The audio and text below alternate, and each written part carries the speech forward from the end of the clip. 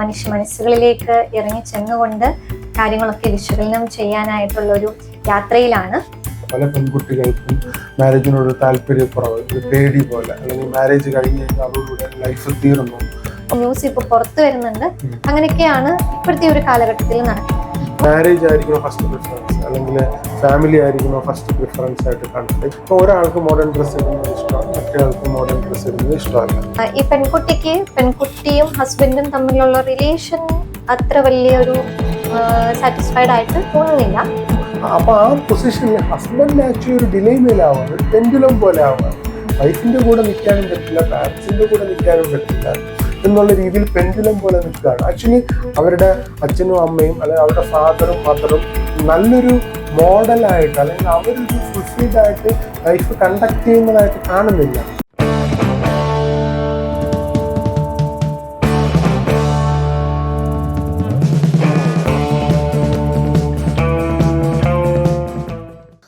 നമസ്കാരം. ഓണസ്റ്റ് ടോക്കിൻ്റെ ആദ്യത്തെ എപ്പിസോഡിലേക്ക് ഞാൻ നിങ്ങളെ സ്വാഗതം ചെയ്യുകയാണ്. ഓണസ്റ്റ് ടോക്ക് അല്ലെങ്കിൽ ഈ ഒരു പോഡ്കാസ്റ്റ് എയിം ചെയ്യുന്നത് എന്താണെന്ന് വെച്ചാൽ വളരെ ഓണസ്റ്റ് ആയിട്ടുള്ള ഒരു കോൺവെർസേഷനാണ് ഉദ്ദേശിക്കുന്നത്. ജീവിതത്തെ വളരെ സീരിയസ് ആയിട്ട് കാണാനും റിയാലിറ്റി എന്താണെന്ന് മനസ്സിലാക്കാനും നമ്മുടെ ലൈഫ് കുറെ കൂടെ ബെറ്റർ ആക്കുക എന്നുള്ളതാണ് ഉദ്ദേശിക്കുന്നത്. അപ്പോൾ വിവിധങ്ങളായ വിഷയങ്ങളെ പറ്റി വിവിധങ്ങളായ ഗസ്റ്റുകളെ ഞങ്ങൾ ഇതിനകത്ത് ഉൾപ്പെടുത്തി ഒരു പോഡ്കാസ്റ്റ് ആയിട്ടാണ് ഉദ്ദേശിക്കുന്നത്. അപ്പോൾ ഇന്ന് നമ്മൾ ഈ പോഡ്കാസ്റ്റിൽ ആദ്യമായി ചർച്ച ചെയ്യുന്ന വിഷയം എന്ന് പറയുന്നത് പെൺകുട്ടികളുടെ വിവാഹത്തോടുള്ള സമീപനം മാറി വരുന്ന ഒരു കാലഘട്ടത്തിലാണ് നമ്മൾ ജീവിക്കുന്നത്. വിവാഹ പേടി കൂടി വരികയാണ്. പല പെൺകുട്ടികൾക്കും, പ്രത്യേകിച്ച് 20 കിഡ്സ് അല്ലെങ്കിൽ 2K കിഡ്സ് എന്ന് പറയുന്ന ജനറേഷൻസ്, പുതിയ ജനറേഷനിലുള്ള കുട്ടികളൊക്കെ തന്നെ വിവാഹത്തോടൊരു വിമുഖത കാണുന്നുണ്ട്. വിവാഹം കഴിക്കാൻ താല്പര്യമില്ല, അല്ലെങ്കിൽ പിന്നെ മതി എന്നാണ് പലരും പറയുന്നത്. അതുപോലെ തന്നെ ന്യൂലി മാരീഡ് ആയിട്ടുള്ള യങ്ങർ കപ്പിൾസ് ഒക്കെ തന്നെ ഇൻലോസിന്റെ സൈഡിൽ നിന്ന് പല ഫാമിലികളിലും വലിയ രീതിയിലുള്ള ഇൻഫ്ലുവൻസ് കാരണം അവരുടെ ഒരു മാരിറ്റൽ ലൈഫ് നല്ല രീതിയിൽ ഫങ്ഷനിങ് അല്ലാതെയാണ് കാണുന്നത്. അപ്പോൾ ഈ ഒരു വിഷയത്തെ ആസ്പദമാക്കിയിട്ടാണ് നമ്മൾ ഇന്ന് ചർച്ച ചെയ്യാനായിട്ട് പോകുന്നത്. ഇന്നത്തെ പോഡ്കാസ്റ്റിൽ എന്നോടൊപ്പം ചേരുന്നത് അലീമയാണ്. അലീമ എൻ്റെ ഇന്റേൺ ആയിരുന്നു. പുള്ളിക്കാരി ഇപ്പോൾ സൈക്കോളജി പഠിച്ചു. അതിനുശേഷം ക്ലാസ്സുകളൊക്കെ എടുക്കുകയും സൈക്കോളജി വളരെ സീരിയസ് ആയിട്ട് കാണുകയും ലൈഫിലെ ഫണ്ടമെന്റലായിട്ട് ഇഷ്യൂസിനെ കുറിച്ച് സീരിയസ് ആയിട്ട് തിങ്ക് ചെയ്യുകയും ചെയ്യുന്ന ഒരാളാണ്. അപ്പോൾ അലീമയുടെ വ്യൂസ് നമുക്ക് അറിയാൻ സാധിക്കും. അതുപോലെ തന്നെ അലീമയുടെ കണ്ടംപററി ആയിട്ടുള്ള മറ്റ് ആൾക്കാരുടെ റിലേറ്റീവ്സിന്റെ, ഫ്രണ്ട്സിന്റെ, സ്റ്റുഡൻസിന്റെ എല്ലാ തരത്തിലുള്ള വ്യൂസും നമുക്ക് അറിയാൻ പറ്റും. അതുപോലെ തന്നെ അലീമയെ ഞാൻ ഈ പ്രോഗ്രാമിലേക്ക് സ്വാഗതം ചെയ്യാൻ. അലീമയെ കുറിച്ച് കൂടുതലായിട്ട് അലീമ തന്നെ ഇൻട്രൊഡ്യൂസ് ചെയ്യുന്നത്. Thank you so much sir. So myself Aleema. ഞാനൊരു ബഡ്ഡിംഗ് സൈക്കോളജിസ്റ്റ് ആണ്. വളരെ ഇഷ്ടത്തോടു കൂടി ഒരു സൈക്കോളജി ഫീൽഡിലേക്ക് ഇറങ്ങി മനസ്സുകളിലേക്ക് ഇറങ്ങി ചെന്നുകൊണ്ട് കാര്യങ്ങളൊക്കെ വിശകലനം ചെയ്യാനായിട്ടുള്ളൊരു യാത്രയിലാണ്. അപ്പോൾ ഇതിന്റെ ഭാഗമായിട്ട് ഈ ഒരു ഹോണസ്റ്റ് ടോക്ക് പോഡ്കാസ്റ്റിന്റെ ഇതിലേക്ക് വരാൻ കഴിഞ്ഞതിൽ ഒരുപാട് സന്തോഷമുണ്ട്. ആൻഡ് ഓൾസോ ഞാൻ ക്ലാസ്സസ് എടുക്കുന്നുണ്ട്. ഓക്കെ, അപ്പം ഇന്നത്തെ വിഷയം എന്ന് പറയുന്നത് ന്യൂലി മാരീഡ് കപ്പിൾസിന്റെ ആ ഒരു ഫാമിലി റിലേഷൻഷിപ്പിനെ കുറിച്ചിട്ടായിരുന്നു. ഓക്കെ, അപ്പം ഈ ഒരു എപ്പിസോഡിലേക്ക് എന്നെ ക്ഷണിച്ച സാറിന് ഒരുപാട് നന്ദി. Thank you sir. ഇപ്പോൾ അലീമ പല ഫ്രണ്ട്സുമായിട്ടും അതുപോലെ സ്റ്റുഡൻസുമായിട്ടും പലരുമായിട്ട് സംസാരിക്കാറുണ്ടല്ലോ. അപ്പോൾ എന്താണ് അവര് മാരേജിനകത്ത് പല പെൺകുട്ടികൾക്കും, അലീമയുടെ ഏജ് ഗ്രൂപ്പിലുള്ള പല പെൺകുട്ടികൾക്കും മാരേജിനോട് താല്പര്യക്കുറവ്, ഒരു പേടി പോലെ, അല്ലെങ്കിൽ മാരേജ് കഴിഞ്ഞ് കഴിഞ്ഞാൽ അവരുടെ ലൈഫ് തീർന്നു, അപ്പോൾ അതുകൊണ്ട് നമുക്ക് ലൈഫ് മാക്സിമം എൻജോയ് ചെയ്തതിന് ശേഷം മതി മാരേജ് എന്നാണ്, ഇപ്പം വേണ്ട എന്നാണ് പലരും പറയുന്നത്. ചിലർ ലൈഫിലേ വേണ്ട എന്ന് പറയുന്നു, എന്നാലും കൂടുതലും ആൾക്കാർ ഇപ്പം വേണ്ട എന്നാണ് പറയുന്നത്. അപ്പോൾ എന്താണ് അലീമയുടെ ഒരു ഏരിയയിൽ നിന്ന്, അല്ലെങ്കിൽ കണ്ടംപററി ഫ്രണ്ട്സിൽ നിന്നൊക്കെ കിട്ടുന്ന ഒരു ഒപ്പീനിയൻ എന്താണ് ആക്ച്വലി ആ വിഷയത്തിൽ? ആക്ച്വലി 2K കിഡ്സ് എന്നുള്ള രീതിയിൽ നോക്കുമ്പോൾ ഒരുപാട് അനുഭവങ്ങൾ പങ്കിടുന്നുണ്ട്. അതായത് ഇപ്പം അവർക്ക് അഡ്ജസ്റ്റ് ചെയ്യാനായിട്ട് ബുദ്ധിമുട്ടാണ് എന്നുള്ള രീതിയിലാണ് ഞാൻ കുറെയൊക്കെ കേട്ടിട്ടുണ്ട്. അപ്പം ഒരു വിഭാഗം നോക്കുമ്പോൾ, അല്ലെന്നുണ്ടെങ്കിൽ ഒരു പരിധിവരെ അഭിപ്രായം നോക്കുമ്പോൾ മാരേജിനെ കുറിച്ചിട്ട് മാരേജ് വേണ്ട എന്നുള്ളൊരു കോൺസെപ്റ്റ് ആണ് പറയുന്നത്. ഫുള്ളി ഇൻഡിപെൻഡന്റ് ആയിട്ട് നോക്കാം, അതേപോലെ തന്നെ ഈക്വൽ എഫേർട്ട് ഇടുന്ന ഒരു പാർട്ട്ണർ ആണെന്നുണ്ടെങ്കിൽ ഞാൻ അതായിരിക്കും പ്രിഫർ ചെയ്യുന്നത് എന്നുള്ള രീതിയിലാണ്. പിന്നെ കൂടുതലും മാരേജിനെ ഭയക്കുന്ന ഒരു ഇത് കാണുന്നുണ്ട് സർ. ഭയക്കുന്നു എന്ന് പറയുമ്പോഴത്തേക്കും ഇപ്പോൾ സ്ത്രീകൾക്കെതിരെ നടക്കുന്ന ഒരു ക്രൈം, അതും ഒരു വീട്ടിലേക്ക് ചെന്ന് കയറിയിട്ട് അവരുടെ ഭാഗത്ത് നിന്ന് നടക്കുന്ന ഒരു ക്രൈം ഇപ്പൊ നമ്മൾ ഒരുപാട് ന്യൂസിലൊക്കെ കാണുന്നുണ്ട്. അപ്പൊ ആ ഒരു ഭയം ഇപ്പോഴത്തെ കുട്ടികളുടെ മനസ്സിലുണ്ട്. അപ്പം ആ ഒരു ഭയം എന്തുകൊണ്ട് വരുന്നു എന്നുള്ളത് ഓഫ് കോഴ്സ് ഈ പറഞ്ഞ ക്രൈമുകൾ ഇങ്ങനെ നടക്കുന്നത് കൊണ്ടാണ്. നമ്മൾ നോക്കേണ്ടത് ഈ ക്രൈം എന്തുകൊണ്ട് നടക്കുന്നു എന്നുള്ളതാണ്. ഇങ്ങനെ ഒരു പാർട്ട്ണറിനോട് ഇത്ര ക്രൂവൽ ആയിട്ടുള്ള രീതിയിൽ ചെയ്യാനായിട്ടുള്ള ഒരു മനോഭാവം എങ്ങനെ വരുന്നു എന്നാണ് ഫസ്റ്റ് നമ്മൾ പോയിന്റ് ചെയ്യേണ്ടത്. ആൻഡ് ഓൾസോ മറ്റൊരു ഇത് നോക്കുകയാണെന്നുണ്ടെങ്കിൽ ഇവിടെ ഏറ്റവും കൂടുതൽ ഈ ഒരു ഇൻലോസിന്റെ ഇടയിൽ പെട്ടുപോകുന്നത് എന്തായാലും ഹസ്ബൻഡ് ആണ്. അപ്പോ 2K കിഡ്സിന് ആക്ച്വലി അഡ്ജസ്റ്റ് ചെയ്ത് പോകാൻ പണ്ടത്തെ കാലത്ത് നോക്കുമ്പോൾ അവർക്ക് ഫീമെയിൽസിനെ സംബന്ധിച്ചിടത്തോളം അവർ ഒരുപാട് അഡ്ജസ്റ്റ് ചെയ്യുന്ന ഒരു ഇതായിരുന്നു പണ്ടത്തെ കാലഘട്ടത്തിൽ. ഒരുപാട് ജോയിന്റ് ഫാമിലി ആയിരുന്നു, അവിടെയും ഈ പറഞ്ഞതുപോലുള്ള പ്രശ്നങ്ങൾ ഉണ്ടായിരുന്നു. പക്ഷെ അന്ന് നമ്മൾ ഈ ഒരു ചർച്ച ഇതേപോലെ ഒന്നും ഒരു പ്ലാറ്റ്ഫോമിലും നടക്കുന്നില്ല, അവൈലബിൾ അല്ല. അപ്പം ഒരുപാടൊക്കെ കാര്യങ്ങൾ അവിടെ മൺമറഞ്ഞു പോവുകയാണ് ചെയ്യുന്നത്. ഇപ്പോഴത്തെ ഈ ഒരു രീതിയിൽ പ്ലാറ്റ്ഫോമിൽ നമുക്ക് ഈ ചർച്ചകൾ അവൈലബിൾ ആണ്, ഒരു ന്യൂസ് ഇപ്പൊ പുറത്തു വരുന്നുണ്ട്. അങ്ങനെയൊക്കെയാണ് ഇപ്പോഴത്തെ ഒരു കാലഘട്ടത്തിൽ നടക്കുന്നത്. അപ്പൊ പണ്ട് പെൺകുട്ടികളെല്ലാം അഡ്ജസ്റ്റ് ചെയ്യായിരുന്നു. ഒരു ഇമോഷണൽ ലേബർ വൺ സൈഡഡ് ആയിട്ടായിരുന്നു ട്രഡീഷണൽ ആയിട്ട് പൊക്കോണ്ടിരുന്നത്. ഇമോഷണൽ ലേബർ എന്ന് പറയുമ്പോൾ ഓഫ് കോഴ്സ് ഒരു അഡ്ജസ്റ്റ്മെന്റിന് തയ്യാറാവുന്നതും ആദ്യമേ തന്നെ ക്ഷമാപണം നടത്തുന്നതും ഒരു പാർട്ട്ണർ ആയിരിക്കും, ഒരാളുടെ സൈഡിൽ നിന്നായിരിക്കും. അത് മോസ്റ്റ് ഓഫ് ദി കേസ് നടക്കുന്നത് പെൺകുട്ടികളുടെ കേസിലാണ്. ഇമോഷണൽ ലേബർ വൺ സൈഡഡ് ആയിട്ട് പെൺകുട്ടികളിലേക്കായിരുന്നു പണ്ട് കാലത്ത് പൊക്കോണ്ടിരുന്നത്. അതുകൊണ്ട് തന്നെയും ഫാമിലി അത്യാവശ്യം നല്ല കുഴപ്പമില്ലാത്ത രീതിയിൽ അഡ്ജസ്റ്റ് ആയി പോവായിരുന്നു. ഇപ്പോഴത്തെ പെൺകുട്ടികൾ വെച്ച് നോക്കുമ്പോൾ അവർക്ക് ഒരുപാട് കാര്യങ്ങൾ അറിയാം, ഒരുപാട് എഡ്യൂക്കേറ്റഡ് ആണ്, അവർ ഇൻഡിപെൻഡന്റ് ആകാനായിട്ടാണ് നോക്കുന്നത്. ഇങ്ങനെ ഇതിന്റെ എല്ലാം ഇടയിൽ നിൽക്കുന്നത് ഹസ്ബൻഡ് എന്നുള്ളൊരു റോളാണ്. അവിടെ ഇടയിൽ നിന്ന് ശരിക്കും എന്ത് ചെയ്യണം, സഫർ ചെയ്യുന്നത് ഹസ്ബൻഡ് എന്നുള്ളൊരു അവര് ജെൻസ് ആണെന്നാണ് എന്റെ അഭിപ്രായത്തിൽ തോന്നുന്നത്. ആൻഡ് ഇപ്പൊ ഈ 2K കിഡ്സ് മാരേജിന് ഭയക്കുന്നു എന്ന് പറയുമ്പോൾ എന്നെ സംബന്ധിച്ചിടത്തോളം ആണെന്നുണ്ടെങ്കിലും കല്യാണം ഓഫ് കോഴ്സ് ഒരു ഫാമിലി ജനറേഷൻ മുമ്പോട്ട് പോകാനായിട്ട് വേണം.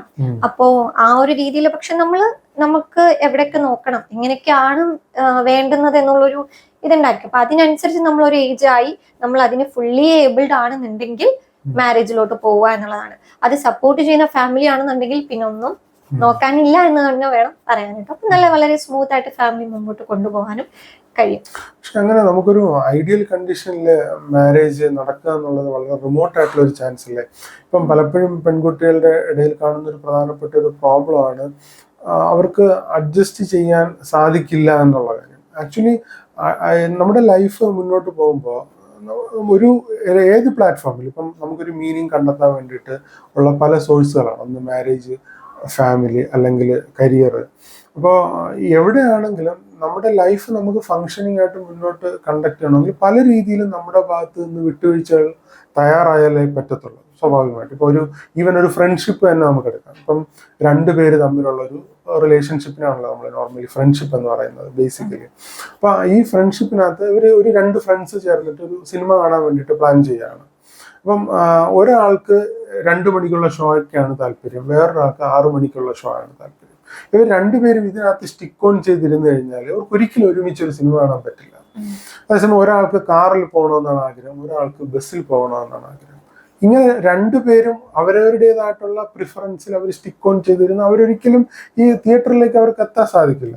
അപ്പൊ നമ്മൾ ഒരു ഗോളിലേക്ക് ലൈഫ് മുന്നോട്ടേക്ക് എയിം ചെയ്യുമ്പം തീർച്ചയായിട്ടും അതിൽ ഏറ്റവും ബെസ്റ്റ് ആയിട്ടുള്ള ഒരു ഓപ്ഷനിലേക്ക് പരസ്പരം സാക്രിഫിഷ്യലായിട്ട് യഥാർത്ഥത്തിൽ അഡ്ജസ്റ്റ്മെന്റിനേക്കാൾ കൂടുതൽ സാക്രിഫൈഷ്യൽ എന്ന് പറയുന്ന വേർഡാണ് അവിടെ ഫിറ്റ് ആയിട്ട് വരുന്നതെന്ന് എനിക്ക് തോന്നുന്നത്. അപ്പം സാക്രിഫിഷ്യലായിട്ട് one person or other person അതിനകത്ത് ഇൻവോൾവ് ആവുമ്പോഴാണ് ആക്ച്വലി ആ ഒരു ഫ്രണ്ട്ഷിപ്പ് പോസിബിൾ ആവുന്നത്.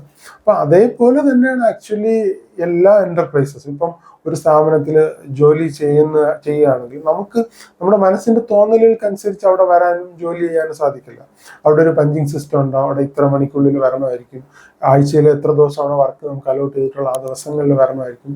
അത് നമ്മുടെ ഒരു സിസ്റ്റം കുറെ കൂടെ ബെറ്റർ ആക്കുകയാണ് ചെയ്യുന്നത്. പക്ഷെ എനിക്ക് തോന്നിയിട്ടുള്ളത് ആക്ച്വലി യങ്ങർ ജനറേഷൻസ് കൂടുതലും ഇത്തരത്തിലുള്ള ഒരു അവരുടെ ലൈഫ് അവരുടെ ഒരു വിംസ് ആൻഡ് ഫാൻസിയിൽ കണ്ടക്ട് ചെയ്യണമെന്നാണ്. ഫ്രീഡം എന്ന് പറയുന്നത് തന്നെ പലപ്പോഴും അവരുടെ തോന്നലുകൾക്കനുസരിച്ച് ലൈഫ് കണ്ടക്ട് ചെയ്യുക എന്നുള്ളതാണ്. അത് actually one kind of slavery ആയിട്ടാണ് തോന്നിയിട്ടുള്ളത്. നമ്മളെപ്പോഴും ലൈഫ് കുറെ കൂടെ ഓർഡർ ആയിട്ട് മുന്നോട്ട് കൊണ്ടുപോകുമ്പോഴല്ലേ യഥാർത്ഥത്തിൽ ഒരു മീനിങ് ഉണ്ടാവുക. അല്ലാതെ നമ്മൾ ഉദ്ദേശിക്കുന്ന എല്ലാ കാര്യങ്ങളും നടക്കുകയാണെങ്കിൽ ആക്ച്വലി എങ്ങനെയാ ഒരു ലൈഫ് ഫങ്ഷനിങ് ആണെന്ന് പറയാൻ പറ്റുക? അതിനെക്കുറിച്ച് എന്താ തോന്നുന്നത് ആക്ച്വലി ഇപ്പോൾ നമ്മൾ സാക്രിഫൈസ് ചെയ്യുക എന്നുള്ളത് വരുന്നതും മറ്റുള്ളവരുടെ അഭിപ്രായങ്ങളെ കൺസിഡർ ചെയ്യുക. അതിപ്പോ നമുക്ക് അതിനോടൊരു അഭിപ്രായം മേ ബി കാണില്ലായിരിക്കും, അല്ലെന്നുണ്ടെങ്കിൽ നമുക്കത് ഓക്കെ ആയിട്ടുള്ളതായിരിക്കില്ല. പക്ഷെ അങ്ങനെ സാക്രിഫൈസ് ചെയ്താലേ അത് മുമ്പോട്ട് പോകൂ എന്ന് കാണുമ്പോൾ അതിന് റെഡി ആവുന്ന ഒരു ഇൻഡിവിജ്വൽ ആണെന്നുണ്ടെങ്കിൽ ഓഫ് കോഴ്സ് നല്ല രീതിയിലായിരിക്കും അതിനെ കൈകാര്യം ചെയ്യാനായിട്ട് പറ്റുന്നത്. അതിപ്പോ ഈ ഒരു നമ്മൾ ഇപ്പൊ പറഞ്ഞ പോലെ ഫ്രണ്ട്ഷിപ്പിന്റെ കേസിലാണെന്നുണ്ടെങ്കിൽ ഒരു സിനിമ കാണാനായിട്ട് പോകുമ്പോൾ ഇപ്പം രണ്ടുപേരുടെ ഇതിൽ സ്റ്റിക്ക് ഓൺ ചെയ്ത് നിൽക്കാന്നുണ്ടെങ്കിൽ എന്തായാലും ഫിലിമിന് പോകാനായിട്ട് പറ്റില്ല. എന്റെ ഒരു അഭിപ്രായത്തിൽ അങ്ങനെയുള്ളവർ എന്തായാലും ഒരു ബോണ്ട് അവിടെ ഫോം ചെയ്യുമെന്ന് എനിക്ക് തോന്നുന്നില്ല, ഒരു ഫ്രണ്ട്ഷിപ്പ് അവിടെ ഫോം ചെയ്യുമെന്ന് തോന്നുന്നില്ല. കാര്യം ഒരു ഗോൾ ഉണ്ട്, ആ ഗോളിലേക്ക് എത്തിച്ചേരാൻ കഴിയുന്നില്ല എന്നുണ്ടെങ്കിൽ ഇതിൽ സ്റ്റിക്ക് ഓൺ ചെയ്തിരിക്കുകയാണെന്നുണ്ടെങ്കിൽ അവിടെ ആ ഒരു ബോണ്ട് ബ്രേക്ക് ആവുന്നതിന് തുല്യമാണ്. അതാണ് ആക്ച്വലി പലപ്പോഴും മാരിറ്റൽ ലൈഫ് ഡിസ്ഫങ്ഷണൽ ആവുന്നതിനുള്ള ഒരു പ്രധാനപ്പെട്ട കാരണം അതാണ്. ഇപ്പം ഒരു ഫാമിലിക്കകത്തുള്ള അല്ലെങ്കിൽ മാരേജിന് അകത്തുള്ള ഒരു ഡിസിഷൻ മേക്കിങ്ങിനകത്ത് പലപ്പോഴും ഒരു സെയിം ഗോൾ പലർക്കും സെറ്റ് ചെയ്യാൻ കഴിയുന്നില്ല, ഒരു പ്രയോറിറ്റി സെറ്റ് ചെയ്യാൻ കഴിയുന്നത്. ഫോർ എക്സാമ്പിൾ മാരേജ് ആയിരിക്കണോ ഫസ്റ്റ് പ്രിഫറൻസ്, അല്ലെങ്കിൽ ഫാമിലി ആയിരിക്കണോ ഫസ്റ്റ് പ്രിഫറൻസ് ആയിട്ട് കാണുന്നുണ്ട്. ഇപ്പം വൈഫ് കരിയറിനെയാണ് ഫസ്റ്റ് പ്രിഫറൻസ് ആയിട്ട് കാണുന്നത്, ഹസ്ബൻഡ് ഫാമിലിയാണ് ഫസ്റ്റ് പ്രിഫറൻസ് ആയിട്ട് കാണുന്നത്. അപ്പൊ തന്നെ അവരുടെ ഗോളില് ചേഞ്ച് വന്നല്ലോ. അപ്പം ഈ ഗോളില് ചേഞ്ച് വരുന്നത് പലർക്കും പല സമയത്തായിരിക്കാം. ഒബ്വിയസ്ലി ചിലർക്ക് മാരേജ് കഴിഞ്ഞിട്ടായിരിക്കും ഈ പ്രിഫറൻസ് മാറുന്നത്. അപ്പൊ അവരുടെ ഇടയിൽ വലിയ രീതിയിലുള്ള കോംപ്ലിക്കേറ്റഡ് ആയിട്ടുള്ള സിറ്റുവേഷൻസ് ഉണ്ടാക്കും. അപ്പൊ അവിടെ ഒരാള് ഹസ്ബൻഡ് ആണെങ്കിലും വൈഫാണെങ്കിലും മറ്റേ ആൾക്ക് വേണ്ടിയിട്ട് സാക്രിഫൈസ് ചെയ്യുക എന്നുള്ളതിനേക്കാൾ ഉപരി ആ ഗോളിന് വേണ്ടിയിട്ട് എയിം ചെയ്ത് മുന്നോട്ട് പോവുക എന്നുള്ളതാണ്. അപ്പം നമ്മുടേതായിട്ടുള്ള ഇൻട്രസ്റ്റ് അവിടെ ചിലപ്പോൾ വർക്കൗട്ട് ആവണമെന്നില്ല, എല്ലാ കാര്യങ്ങളും അതുപോലെ നടക്കണമെന്നില്ല. അപ്പൊ അതിനെ അഡ്ജസ്റ്റ് ചെയ്യാൻ പറ്റില്ല എന്നുള്ളൊരു ആറ്റിറ്റ്യൂഡ്, അല്ലെങ്കിൽ ഇപ്പോഴത്തെ യങ്ങർ ഫീമെയിൽസിനൊക്കെ തന്നെ ഓൾഡർ ജനറേഷൻസ് അല്ലെങ്കിൽ കൂടുതൽ നമ്മുടെ സോഷ്യൽ മീഡിയയിലൊക്കെ കാണുന്നു, പ്രത്യേകിച്ച് നാർസിസ്റ്റിക് ആയിട്ടുള്ള സോഷ്യൽ മീഡിയയിലെ കുറെ സെലിബ്രിറ്റീസ് ഉണ്ട്. അവരൊക്കെ തന്നെ അവരുടെ ഒരു പബ്ലിസിറ്റിയാണ് അവർ ഉദ്ദേശിക്കുന്നത്, അല്ലാതെ അതിന്റെ ഔട്ട്കം എന്താണെന്നുള്ളതല്ല. അപ്പൊ അവര് പറയുന്നത് നിങ്ങൾ കരിയറിനെ ഫസ്റ്റ് പ്രിഫർ ചെയ്യുക, മാരേജിനെക്കാളും കരിയറിന് ഹയർ പ്രിഫറൻസ് കൊടുക്കുക, ഇല്ലെങ്കിൽ നിങ്ങൾ സ്പൗസ് കേൾക്കുന്നെങ്കിൽ ഡിവോഴ്സ് ചെയ്യുക എന്നുള്ള രീതിയിലുള്ള മെസ്സേജാണ് നമുക്ക് കാണുന്നത്. അപ്പം അവരുടെ ഇടയിൽ അവരുടെ ലൈഫ് കുറെ കൂടെ ബെറ്റർ ആക്കാനാണോ അവർ ശ്രമിക്കുന്നത്, ആക്ച്വലി അവരുടെ ലൈഫ് കുറെ കൂടെ കോംപ്ലിക്കേറ്റഡ് ആക്കാനാണോ ശ്രമിക്കുന്നത് എന്നുള്ളതാണ്. അപ്പം ഈ ഒരു ഡിസ്കഷൻ അല്ലെങ്കിൽ ഈ ഒരു ഡിഫറൻസ് വരുമ്പോൾ നമ്മൾ ആ കോമൺ ഗോളിനകത്തേക്ക് വരികയും അവിടെ സാക്രിഫിഷ്യൽ ആയിട്ട് ലൈഫ് കണ്ടക്ട് ചെയ്യാൻ വേണ്ടിയിട്ട് ശ്രമിക്കുകയും ചെയ്താൽ മാത്രമേ മാരേജ് ഫങ്ഷൻ ആവുള്ളൂ. അതൊരു നമ്മുടെ ഒരു എക്സിസ്റ്റൻസിന്റെ ഒരു നീഡാണ് ആക്ച്വലി. അല്ലാതെ എൻ്റെ ഇഷ്ടം മാത്രം നടക്കണമെന്നാണ് അത് മെയിൽ ആണെങ്കിലും ഫീമെയിൽ ആണെങ്കിലും വിചാരിക്കുന്നത്. ലോകത്ത് ഒരിടത്തും ആ ആളിന് സർവൈവ് ചെയ്ത് പോകാൻ പറ്റില്ല. ഒരു റിലേഷൻ മാത്രമല്ല, കരിയർ അല്ല, ഒന്നും നമുക്ക് ഈ ലോകത്ത് ഫങ്ഷൻ ചെയ്യാനേ പറ്റില്ല. കാരണം ഒരു ഓർഡർ, ഒരു സിസ്റ്റം ഉണ്ടെങ്കിൽ മാത്രമേ അതനുസരിച്ച് നമുക്ക് റൺ ചെയ്ത് പോകാൻ പറ്റും. പക്ഷെ ഇപ്പൊ ഒരു ടീനേജ് കഴിഞ്ഞു പല പെൺകുട്ടികളും ഹയർ എഡ്യൂക്കേഷനിലേക്ക്, ടീനേജ് വരെ പല പെൺകുട്ടികൾക്കും മാരേജ് വലിയ ഇൻട്രസ്റ്റ് ആണ്, കല്യാണം കഴിക്കണമെന്നൊക്കെ പലർക്കും താല്പര്യമാണ്. പക്ഷെ കോളേജിലേക്ക് പോകുന്നതോടുകൂടെ അവരുടെ തോട്ട് ഡൈനാമിക്സ് മാറുകയാണ്. അതിനൊരു പ്രധാനപ്പെട്ട കാരണം ഇൻഫ്ലിക്റ്റിംഗ് ആയിട്ടുള്ള, ഒരിക്കലും പ്രാക്ടിക്കൽ അല്ലാത്ത പച്ചക്കള്ളമാണ് ഈ പെൺകുട്ടികളെ കൂടുതലായിട്ട് കേൾക്കുന്നത്. അതിലൊരു പ്രധാനപ്പെട്ട കാര്യമാണ് കരിയർ മാരേജിനേക്കാൾ കൂടുതൽ ഫുൾഫിൽമെന്റും സാറ്റിസ്ഫാക്ഷനും എൻജോയ്മെന്റും തരും എന്നുള്ളത്. അത് വളരെ ടോട്ടലി ഫെയിലിയർ ആയിട്ടുള്ള ഒരു കാര്യമാണ്. കരിയറിന് അതിൻ്റെതായ ഒരു മോട്ടിവേഷൻ പ്രൊവൈഡ് ചെയ്യാൻ കഴിയും, പക്ഷെ ഒരിക്കലും അത് മാരേജിൽ നിന്നോ അല്ലെങ്കിൽ ഫാമിലിയിൽ നിന്നോ കിട്ടുന്നതിനേക്കാൾ അപ്പുറമല്ലല്ലോ ആക്ച്വലി. എന്താ അതിനെപ്പറ്റി ചിന്തിക്കുന്നത്? ആക്ച്വലി ഇപ്പം കരിയർ ബിൽഡ് ചെയ്യുന്നതാണ് ഏറ്റവും മോസ്റ്റ് ഇമ്പോർട്ടന്റ് ആയിട്ടുള്ള കാര്യം എന്ന് ലൈഫിൽ കൊണ്ടുവരികയാണ് ഇപ്പോഴത്തെ മിക്ക അവര് പ്രിഫർ ചെയ്യുന്നത് അവരുടെ കരിയറാണ്. ഇപ്പൊ ഞാൻ തന്നെയാണെന്നുണ്ടെങ്കിലും പറഞ്ഞത്, ഞാൻ ഒന്ന് ഇൻഡിപെൻഡന്റ് ആയിട്ട് അതിന് ഞാൻ ഏബിൾഡ് ആവുകയാണെന്നുണ്ടെങ്കിൽ മാരേജ് പ്രിഫർ ചെയ്യുന്നതായിരിക്കും എന്നുള്ള രീതിയിലാണ് ഞാനും പറഞ്ഞത്. അപ്പം ഇപ്പോഴത്തെ ഇൻഡിപെൻഡന്റ് എന്ന് പറയുമ്പോൾ എന്തിന്റെ ഇൻഡിപെൻഡന്റ് ആണ് ആക്ച്വലി ഉദ്ദേശിക്കുന്നത്? ഇൻഡിപെൻഡന്റ് ഫ്രം ഹസ്ബൻഡ് എന്നുള്ളതാണോ? ഒരിക്കലുമല്ല സർ. ആക്ച്വലി ഇൻഡിപെൻഡന്റ് എന്നുള്ളത് കൊണ്ട് ഉദ്ദേശിക്കുമ്പോൾ നമ്മളുടെ ഒരുപാട് കാര്യങ്ങൾ ഉണ്ടായിരിക്കും. ഇപ്പൊ നമുക്ക് ഫോർ എക്സാമ്പിൾ നമുക്കിപ്പം നമ്മളുടെ ഫാമിലിയിലേക്ക് പോവാനായിരിക്കും. അപ്പോ നമുക്ക് ഫാമിലിയിലേക്ക് പോകണമെന്നുണ്ടെങ്കിൽ നമ്മൾ പണ്ടത്തെ കാലത്തൊക്കെ ആണെന്നുണ്ടെങ്കിൽ ഓഫ് കോഴ്സ് നമ്മൾ ഇപ്പോഴാണെന്നുണ്ടെങ്കിൽ അനുവാദം ചോദിക്കണ്ട എന്നല്ല, പക്ഷെ എന്നാൽ അനുവാദം ചോദിക്കണം. എങ്കിൽ പോലും അവരെന്തെങ്കിലും ഒരു തടസ്സം പറയുമായിരിക്കും. ഇപ്പൊ നമുക്ക് പണ്ടൊക്കെ ആണെന്നുണ്ടെങ്കിൽ നമുക്ക് അവരോട് കൈനീട്ടണം. വീട്ടിലേക്ക് പോകാനായിട്ട് എനിക്ക് ഇത്ര രൂപയുടെ ചെലവുണ്ട് എന്നുള്ളത് നമുക്ക് കൈനീട്ടണം. അപ്പൊ ഇൻഡിപെൻഡന്റ് ആവുകയാണെന്നുണ്ടെങ്കിൽ ഇപ്പോൾ അവരുടെ ഭാഗത്ത് നിന്നും അങ്ങനെ വീട്ടിലേക്ക് ഇപ്പം പോകണ്ട എന്നുള്ളതോ അങ്ങനെ എന്തെങ്കിലും ഒരു ഇത് പറയുകയാണെന്നുണ്ടെങ്കിൽ തന്നെ നമുക്ക് ഒരു ഫിനാൻഷ്യൽ ഇൻഡിപെൻഡൻസി നിർബന്ധമാണെന്നേ ഞാൻ പറയുള്ളൂ. കാര്യം നമുക്ക് അവിടെ നമ്മളുടേതായിട്ടുള്ള കാര്യങ്ങൾ ചെയ്യാനാണെന്നുണ്ടെങ്കിലും എന്തായാലും അഭിപ്രായ വ്യത്യാസങ്ങൾ ഉണ്ടാവും. അപ്പൊ എപ്പോഴും നമ്മൾ അവരുടെ മുമ്പിൽ കൈനീട്ടരുത് എന്നുള്ളൊരു അഭിപ്രായം എനിക്കുണ്ട്.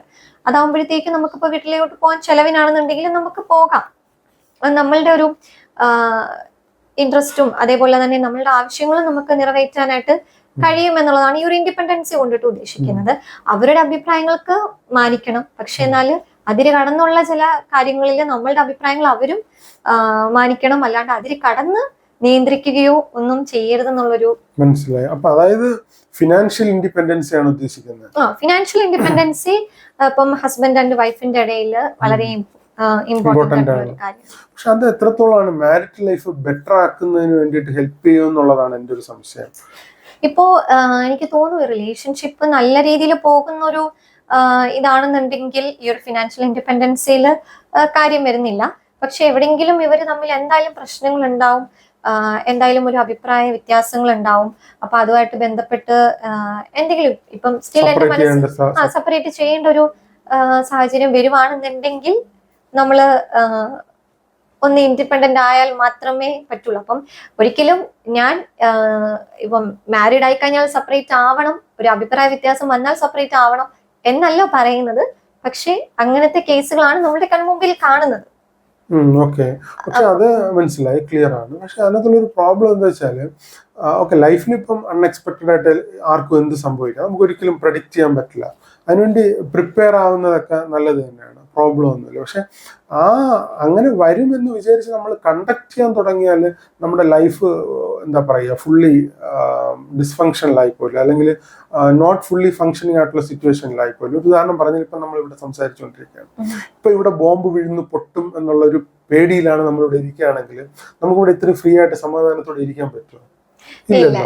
അതുപോലെയാണ് ആക്ച്വലി എനിക്ക് തോന്നിയിട്ടുള്ളത്. ഇപ്പം ഹസ്ബൻഡും വൈഫും അല്ലെങ്കിൽ ഇപ്പം നമ്മൾ പ്രത്യേകിച്ച് ഇപ്പം ഡിസ്കസ് ചെയ്യുന്നത് വൈഫിന്റെ കരിയർ പ്രിഫറൻസിനെ പറ്റിയാണല്ലോ. അപ്പം മാരേജ് ഫ്ലോപ്പായി പോകാനുള്ള സാധ്യത ഉണ്ട്. അതിനുവേണ്ടി പ്രിപ്പയർ ചെയ്യുന്നതിൽ പ്രോബ്ലം ഒന്നുമില്ല, ഞാൻ നേരത്തെ സൂചിപ്പിച്ചതുപോലെ. പക്ഷെ ഫ്ലോപ്പായി പോകും എന്നുള്ള രീതിയിൽ നമ്മൾ കണ്ടക്ട് ചെയ്ത് കഴിഞ്ഞാൽ, അതായത് ഫ്ലോപ്പായി പോകുന്നുള്ള നിലയിൽ നേരത്തെ തന്നെ ഫിനാൻഷ്യലി ഇൻഡിപെൻഡന്റ് ആയിട്ട് കണ്ടക്ട് ചെയ്യാൻ വേണ്ടിയിട്ട് തുടങ്ങിക്കഴിഞ്ഞാൽ ലൈഫ് ഫുള്ളി ഫങ്ഷനിങ് ആവില്ലല്ലോ.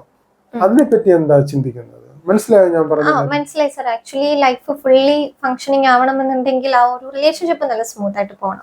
അവിടെ ഒരു ഫിനാൻഷ്യൽ ഇൻഡിപെൻഡൻസിക്ക് ഒരു പ്രാധാന്യം ഇല്ല എന്നുള്ളൊരു അഭിപ്രായമാണ് സർ മുന്നോട്ട് വെച്ചതെന്ന് തോന്നുന്നു. അല്ല, ഞാൻ പറഞ്ഞതെന്ന് വെച്ചാൽ ഇപ്പൊ ഒരു ഫാമിലിക്ക് ഒരു എക്സാമ്പിൾ നമുക്ക് എടുക്കാം. അങ്ങനെയാണ് എല്ലാ ഫാമിലിയും എന്നുള്ളതല്ല. ഇപ്പൊ ഹസ്ബൻഡിന് മിനിമം ഇൻകം ഉണ്ട്, അത് അവരുടെ ഫാമിലിക്ക് ഒരു 4 മെമ്പർ ഫാമിലി അല്ലെങ്കിൽ 5 മെമ്പർ ഫാമിലി, അവരുടെ ഫാമിലിയുടെ അത്യാവശ്യം നീഡ്സ് മീറ്റ് ചെയ്യുന്നതിനുള്ള ഇൻകം ഹസ്ബൻഡിന് ഉണ്ട് എന്ന് വെച്ചോളൂ.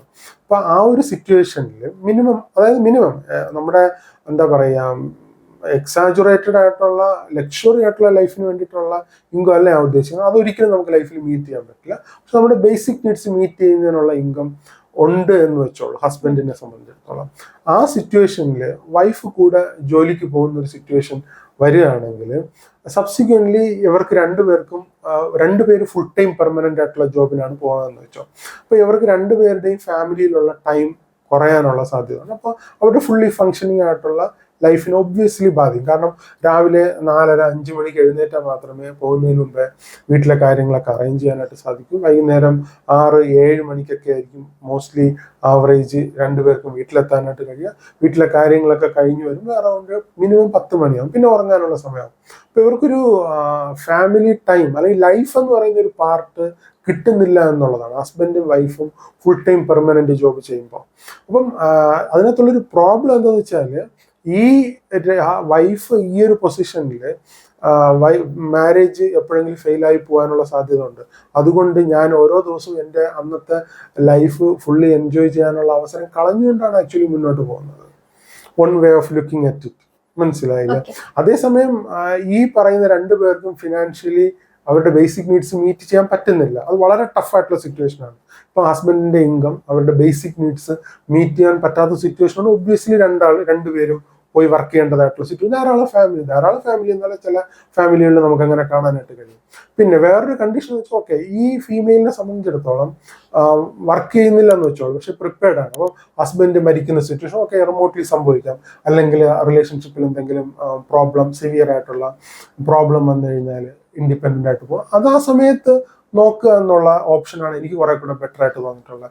എപ്പോഴും എനിക്ക് എൻ്റെ അതിനകത്ത് ആ ഒരു ഏരിയയിലുള്ള ഒരു ഫൈനൽ പോയിന്റ് എന്ന് പറയുന്നത്, രണ്ടുപേരും ഫുൾ ടൈം പെർമനൻ്റ് ആയിട്ടുള്ള ജോബ് നമ്മുടെ ഇന്ത്യൻ കണ്ടീഷനിൽ ചെയ്യുകയാണെങ്കിൽ അവർക്ക് ഫുള്ളായിട്ടുള്ള ലൈഫ് ഉണ്ടാവാനുള്ള സാധ്യത വളരെ വളരെ കുറവാണ്. കാരണം അവരുടെ ഒരു 24 hours നമ്മൾ എടുത്ത് നോക്കിക്കഴിഞ്ഞാൽ അറിയാൻ പറ്റും. അവർ ഈ പറഞ്ഞ ഫുള്ളി പാക്ഡ് ആയിരിക്കും. അവർക്കൊരു 1 മണിക്കൂർ ഇരുന്ന് അവരുടെ ഫാമിലി ടൈം, അല്ലെങ്കിൽ അവർക്ക് ഒരുമിച്ചിരുന്ന് സംസാരിക്കുന്നതിനോ ഒരു കോമഡി കാണുന്നതിനോ ഒന്ന് എക്സർസൈസ് ചെയ്യുന്നതിനോ അതിനുള്ള ഒന്നിനൊന്നും സമയം ഉണ്ടാവില്ല. അറ്റ്ലീസ്റ്റ് ഒരു 1 hour to 3 hour നമുക്കൊരു ഫാമിലി ടൈം ഡെയിലി, ഒരു വെക്കേഷൻ ടൈം നമുക്ക് ഉണ്ടാക്കാനായിട്ട് കഴിയണം. അപ്പൊ ഈ രണ്ടുപേരും ഫുൾ ടൈം പെർമനന്റ് ജോബ് ചെയ്യുന്ന കേസിൽ ഈ ഒരു കാര്യം നടക്കുന്നില്ല എന്നാണ് എനിക്ക് തോന്നുന്നത്. അപ്പൊ ഒരാള് ഒരു പാർട്ട് ടൈം ടെമ്പററി ജോബ് ചെയ്ത് കഴിഞ്ഞാൽ മറ്റേ ആൾ ഫുൾ ടൈം പെർമനന്റ് ജോബ് വെച്ച് കുറെ കൂടെ ബെറ്റർ ആയിട്ട് ഫംഗ്ഷനിങ് പോകും എന്നാണ് എൻ്റെ ഒരു ഒബ്സർവേഷൻ. അതിനോട് എന്താണ് തോന്നുന്നത്? അല്ലെങ്കിൽ ആക്ച്വലി സർ പറഞ്ഞതുപോലെ നമ്മൾ 2 പേരും ഇങ്ങനെ ഇൻഡിപെൻഡന്റ് ആയിട്ട് ജോബ് ചെയ്യുകയാണെന്നുണ്ടെങ്കിൽ അവരുടെ ഒരു ഫാമിലി ടൈം കുറയുമെന്നുള്ളത്. പക്ഷേ ഇപ്പോൾ ഹസ്ബൻഡ് നമ്മളുടെ ഈ ഒരു ട്രഡീഷണൽ ഇത് നോക്കുകയാണെന്നുണ്ടെങ്കിലും ഹസ്ബൻഡ് വീട്ടിലെ കാര്യങ്ങൾ നോക്കാനായിട്ട് ജോലിക്ക് പോകുന്നു എന്നുള്ളതാണ്. അപ്പം വൈഫിനെ സംബന്ധിച്ചിടത്തോളം ഇപ്പോൾ ഇതിൽ പറയുമ്പോൾ 4 ചുമരുകൾക്കുള്ളിൽ ഒതുങ്ങിക്കൂടുന്നു എന്നാണ്. അപ്പോൾ അവരുടെ ഒരു അഭിപ്രായം, ഞാൻ 4 ചുമരുകൾക്കുള്ളിലും ഞാൻ ഒതുങ്ങിപ്പോയി, എനിക്ക് ഇങ്ങനൊരു അവസ്ഥയാണ്, എനിക്ക് ഇതിനോട് പൊരുത്തപ്പെടാൻ കഴിയുന്നില്ല എന്നുള്ള രീതിയിലൊക്കെ നമ്മൾ കുറെ സ്റ്റേറ്റ്മെന്റ് ഇങ്ങനെ കേൾക്കാറുണ്ട്. നമ്മൾ സാഹിത്യപരമായിട്ട് പഴയ കഥ എഴുതിയവരും പാട്ട് എഴുതിയവരൊക്കെ അങ്ങനെ എഴുതി പിടിപ്പിച്ചതല്ല ആക്ച്വലി. ഇപ്പൊ നമ്മൾ ഹിസ്റ്റോറിക്കലി നോക്കുകയാണെങ്കിൽ സ്ത്രീകളല്ല പുരുഷന്മാരും ഇപ്പൊ ഒരു 50 വർഷം മുന്നേ സ്ത്രീകളുടെയും പുരുഷന്മാരുടെ അവസ്ഥ വളരെ പരിതാപകരമായിരുന്നു. വളരെ പട്ടിണി കിടന്ന് ജീവിച്ച സിറ്റുവേഷനാണ്. ഇന്നത്തെ ഒരു ലിവിങ് സ്റ്റാൻഡേർഡും ഉണ്ടായിരുന്നില്ല. അത് മെയിൽസും അങ്ങനെ തന്നെയായിരുന്നു. ഇപ്പം മെയിൽസ് പുറത്ത് ജോലിക്ക് പോകുന്നു എന്നുള്ളത് റിയാലിറ്റിയാണ്, ഇല്ല എന്ന് പറയുന്നില്ല. പക്ഷെ അതൊരിക്കലും ഫീമെയിൽസിനെ സെക്കൻഡറി ആയിട്ട് കാണുന്ന ഒരു സാഹചര്യം ഉണ്ടായിരുന്നിട്ടുണ്ട് എന്ന് എനിക്ക് തോന്നുന്നില്ല. ഞാൻ ഹിസ്റ്ററി പഠിച്ചിടത്തോളം കാലം ഹിസ്റ്റോറിക്കലി അങ്ങനെ സിഗ്നിഫിക്കൻ്റ് ആയിട്ട് വിമണിനെ കോർഡിനേറ്റഡ് ആയിട്ട് അവരെ ഒതുക്കി നിർത്തുന്ന, ഹ്യൂമിലിയേറ്റ് ചെയ്യുന്ന, ഐസൊലേറ്റ് ചെയ്യുന്ന ഒരു ഇൻസിഡൻറ്റും എൻ്റെ അറിവിലുണ്ടായിട്ടില്ല. അതേസമയം നമ്മുടെ ഇന്ത്യൻ കോണ്ടെക്സ്റ്റിൽ നോക്കുകയാണെങ്കിൽ കാസ്റ്റ് ബേസ്ഡ് ആയിട്ടുള്ള സെഗ്രിഗേഷൻസ് ഉണ്ടായിരുന്നിട്ടുണ്ട്. അവിടെയും വിമണിനെ മാത്രമായിട്ട് സപ്രസ് ചെയ്യുന്ന ഒരു ഹിസ്റ്റോറിക്കൽ ഇൻസിഡന്റ് എൻ്റെ ശ്രദ്ധയിൽ ഇതുവരെപ്പെട്ടിട്ടില്ല. ഈ കാസ്റ്റ് ലെവലിൽ ആൾക്കാരെ സെഗ്രിഗേറ്റ് ചെയ്യുമ്പോൾ അവിടെ മെയിലും ഫീമെയിലും ഉണ്ടാവാറുണ്ട്. ഇപ്പോൾ ഒരു ലോവർ കാസ്റ്റിലുള്ള ഫീമെയിലിന് ഇന്ന റെസ്ട്രിക്ഷൻസ് ഉണ്ടെങ്കിൽ ചിലപ്പോൾ അപ്പർ കാസ്റ്റിലുള്ള ഫീമെയിലിന് അങ്ങനത്തെ റെസ്ട്രിക്ഷൻസ് നമുക്ക് ഹിസ്റ്റോറിക്കലി നോക്കിയാൽ കാണാൻ കഴിയില്ല. അതിനർത്ഥം എന്ന് പറയുന്നത് ഫീമെയിൽസിനെ മൊത്തത്തിൽ ഹ്യൂമിലിയേറ്റ് ചെയ്ത്, അല്ലെങ്കിൽ ഫീമെയിൽ ആയതുകൊണ്ട് അങ്ങനെ ഹ്യൂമിലിയേറ്റ് ചെയ്ത് ഐസൊലേറ്റ് ചെയ്ത് മാറ്റി നിർത്തപ്പെട്ടു, അല്ലെങ്കിൽ 4 ചുവരുകളുടെ ഉള്ളിൽ അടയ്ക്കപ്പെട്ടു എന്നുള്ളത് ഒരിക്കലും ട്രൂ ആയിട്ടുള്ള ഒരു സ്റ്റേറ്റ്മെന്റ് അല്ല നമ്മൾ ഹിസ്റ്റോറിക്കലി ഇവാലുവേറ്റ് ചെയ്ത് നോക്കുമ്പോൾ. കാസ്റ്റ് ബേസ്ഡ് സെഗ്രിഗേഷൻസും ഈ പറഞ്ഞ പോലെ റെസ്ട്രിക്ഷൻസും ഉണ്ടായിരുന്നു. അല്ലാതെ ഫീമെയിൽ ആയതുകൊണ്ട് മാത്രം മാറ്റപ്പെട്ടു എന്നുള്ള അങ്ങനെ ഒരു മൂവ്മെന്റ് നമുക്ക് കാണാനായിട്ട് കഴിയില്ല. പിന്നെ ഈ ഫെമിനിസ്റ്റ് മൂവ്മെന്റുകളൊക്കെ തന്നെ പലതും ഞാൻ മനസ്സിലാക്കിയിടത്തോളം അവരുടെ അവരുടെ മൂവ്മെന്റുകൾ കൊണ്ടല്ല, ടെക്നോളജിക്കൽ ആയിട്ടുള്ള ചേഞ്ചസ് കൊണ്ടും ലിവിങ് സ്റ്റാൻഡേർഡിൽ വന്ന മാറ്റങ്ങൾ കൊണ്ടും പല രീതിയിലും വിമണിൻ്റെതായിട്ടുള്ള എംപവർമെന്റ് വന്നിട്ടുണ്ട്. മുമ്പ് ചെയ്തുകൊണ്ടിരുന്ന കാര്യങ്ങൾ, ഇപ്പം ഹൗസ് ഹോൾഡ് ആക്ടിവിറ്റീസിലൊക്കെ ആണെങ്കിൽ നമ്മൾ പണ്ട് അമ്മിക്കല്ലിൽ അരയ്ക്കുമായിരുന്നു. ഇപ്പം അമ്മിക്കല്ലിൻ്റെ ആവശ്യമില്ല, മിക്സിയിൽ വളരെ ഫാസ്റ്റായിട്ട് നമുക്ക് അരച്ചെടുക്കാം. ഗ്രൈൻഡർ ഉണ്ട്. അതുപോലെ വീട്ടിലെ പല ട്രഡീഷണൽ ആയിട്ട് വിമൺ ചെയ്തുകൊണ്ടിരുന്ന പല റോളുകൾക്കും വളരെ ഈസി ആയിട്ടുള്ള ഇന്നോവേഷൻസ് വഴി ടെക്നോളജിക്കലായിട്ടുള്ള റവല്യൂഷൻസ് വന്ന കാരണം വിമൺ കുറെ കൂടെ അവരുടെ റോളുകളിൽ ഫ്രീ ആയി. അവർ കുറെ കൂടെ എക്സസീവ് ആയിട്ടുള്ള ടൈം വന്നിട്ടുണ്ട്. അപ്പോൾ അവർക്ക് അതനുസരിച്ച് കൂടുതലായിട്ട് എക്സ്പോസ്ഡ് ആവാനും എഡ്യൂക്കേറ്റഡ് ആവാനും അല്ലെങ്കിൽ വർക്ക് ചെയ്യാനും ഒക്കെ ഉള്ള ഒരു അവസരം വന്നിട്ടുണ്ട്. അതൊരിക്കലും ഒരു ഫെമിനിസ്റ്റ് മൂവ്മെന്റ് റാഡിക്കലി ചേഞ്ച് ചെയ്തതാണെന്ന് ഞാൻ വിശ്വസിക്കുന്നില്ല. അപ്പോൾ ഞാൻ പറയാൻ വന്ന പോയിന്റ് എന്താണെന്ന് വെച്ചാൽ, വിമണിന് അങ്ങനെ കോർഡിനേറ്റഡ് ആയിട്ട് 4 ചുവരുകൾക്കുള്ളിൽ ഒതുക്കപ്പെടുന്ന ഒരു സിറ്റുവേഷനും ഹിസ്റ്റോറിക്കലി ഉണ്ടായിട്ടില്ല. പിന്നെ ഒരു ഫാമിലി നോക്കുമ്പോൾ അവരുടേതായിട്ടുള്ള റോളുകൾ, ആ മാരേജ് അല്ലെങ്കിൽ ഫാമിലി, നമ്മുടെ സൊസൈറ്റി എങ്ങനെ കുറെ കൂടെ ബെറ്റർ ആയിട്ട് ഫങ്ഷൻ ചെയ്യുക, അതിന് വേണ്ടിയിട്ട് ഡിഫറൻ്റ് ആയിട്ടുള്ള റോളുകൾ പ്ലേ ചെയ്തിരുന്നു എന്നുള്ളൂ. അല്ലാതെ വിമണിനെ ഇങ്ങനെ സപ്രസ് ചെയ്ത് ഒപ്രസ്ഡ് ആയിട്ട് വിക്റ്റിമായിട്ട് വീട്ടിൽ അടുക്കളക്കകത്ത് ഒതുക്കിയിരുത്തിയിരിക്കുന്നു എന്ന് പറയുന്നത് അത് തീർത്തും ശരിയായ ഒരു സ്റ്റേറ്റ്മെന്റ് അല്ല. നമ്മൾ പരസ്പരം കോർഡിനേറ്റഡ് ആയിട്ടാണ് അത് ചെയ്തിരിക്കുന്നത്. ഒരാൾ ജോലി ചെയ്യുന്നു, ഒരാൾ വീട്ടിലെ കാര്യങ്ങൾ നോക്കുന്നു, ഒരു കോമൺ ഗോളിലേക്ക്. ലൈഫിലെ ഫാമിലി അല്ലെങ്കിൽ മാരേജ് എന്ന് പറയുന്നത് ലാസ്റ്റ് 50 വർഷമോ അല്ലെങ്കിൽ 100 വർഷമോ കൊണ്ട് ഇവോൾവ് ചെയ്ത് വന്നതല്ല.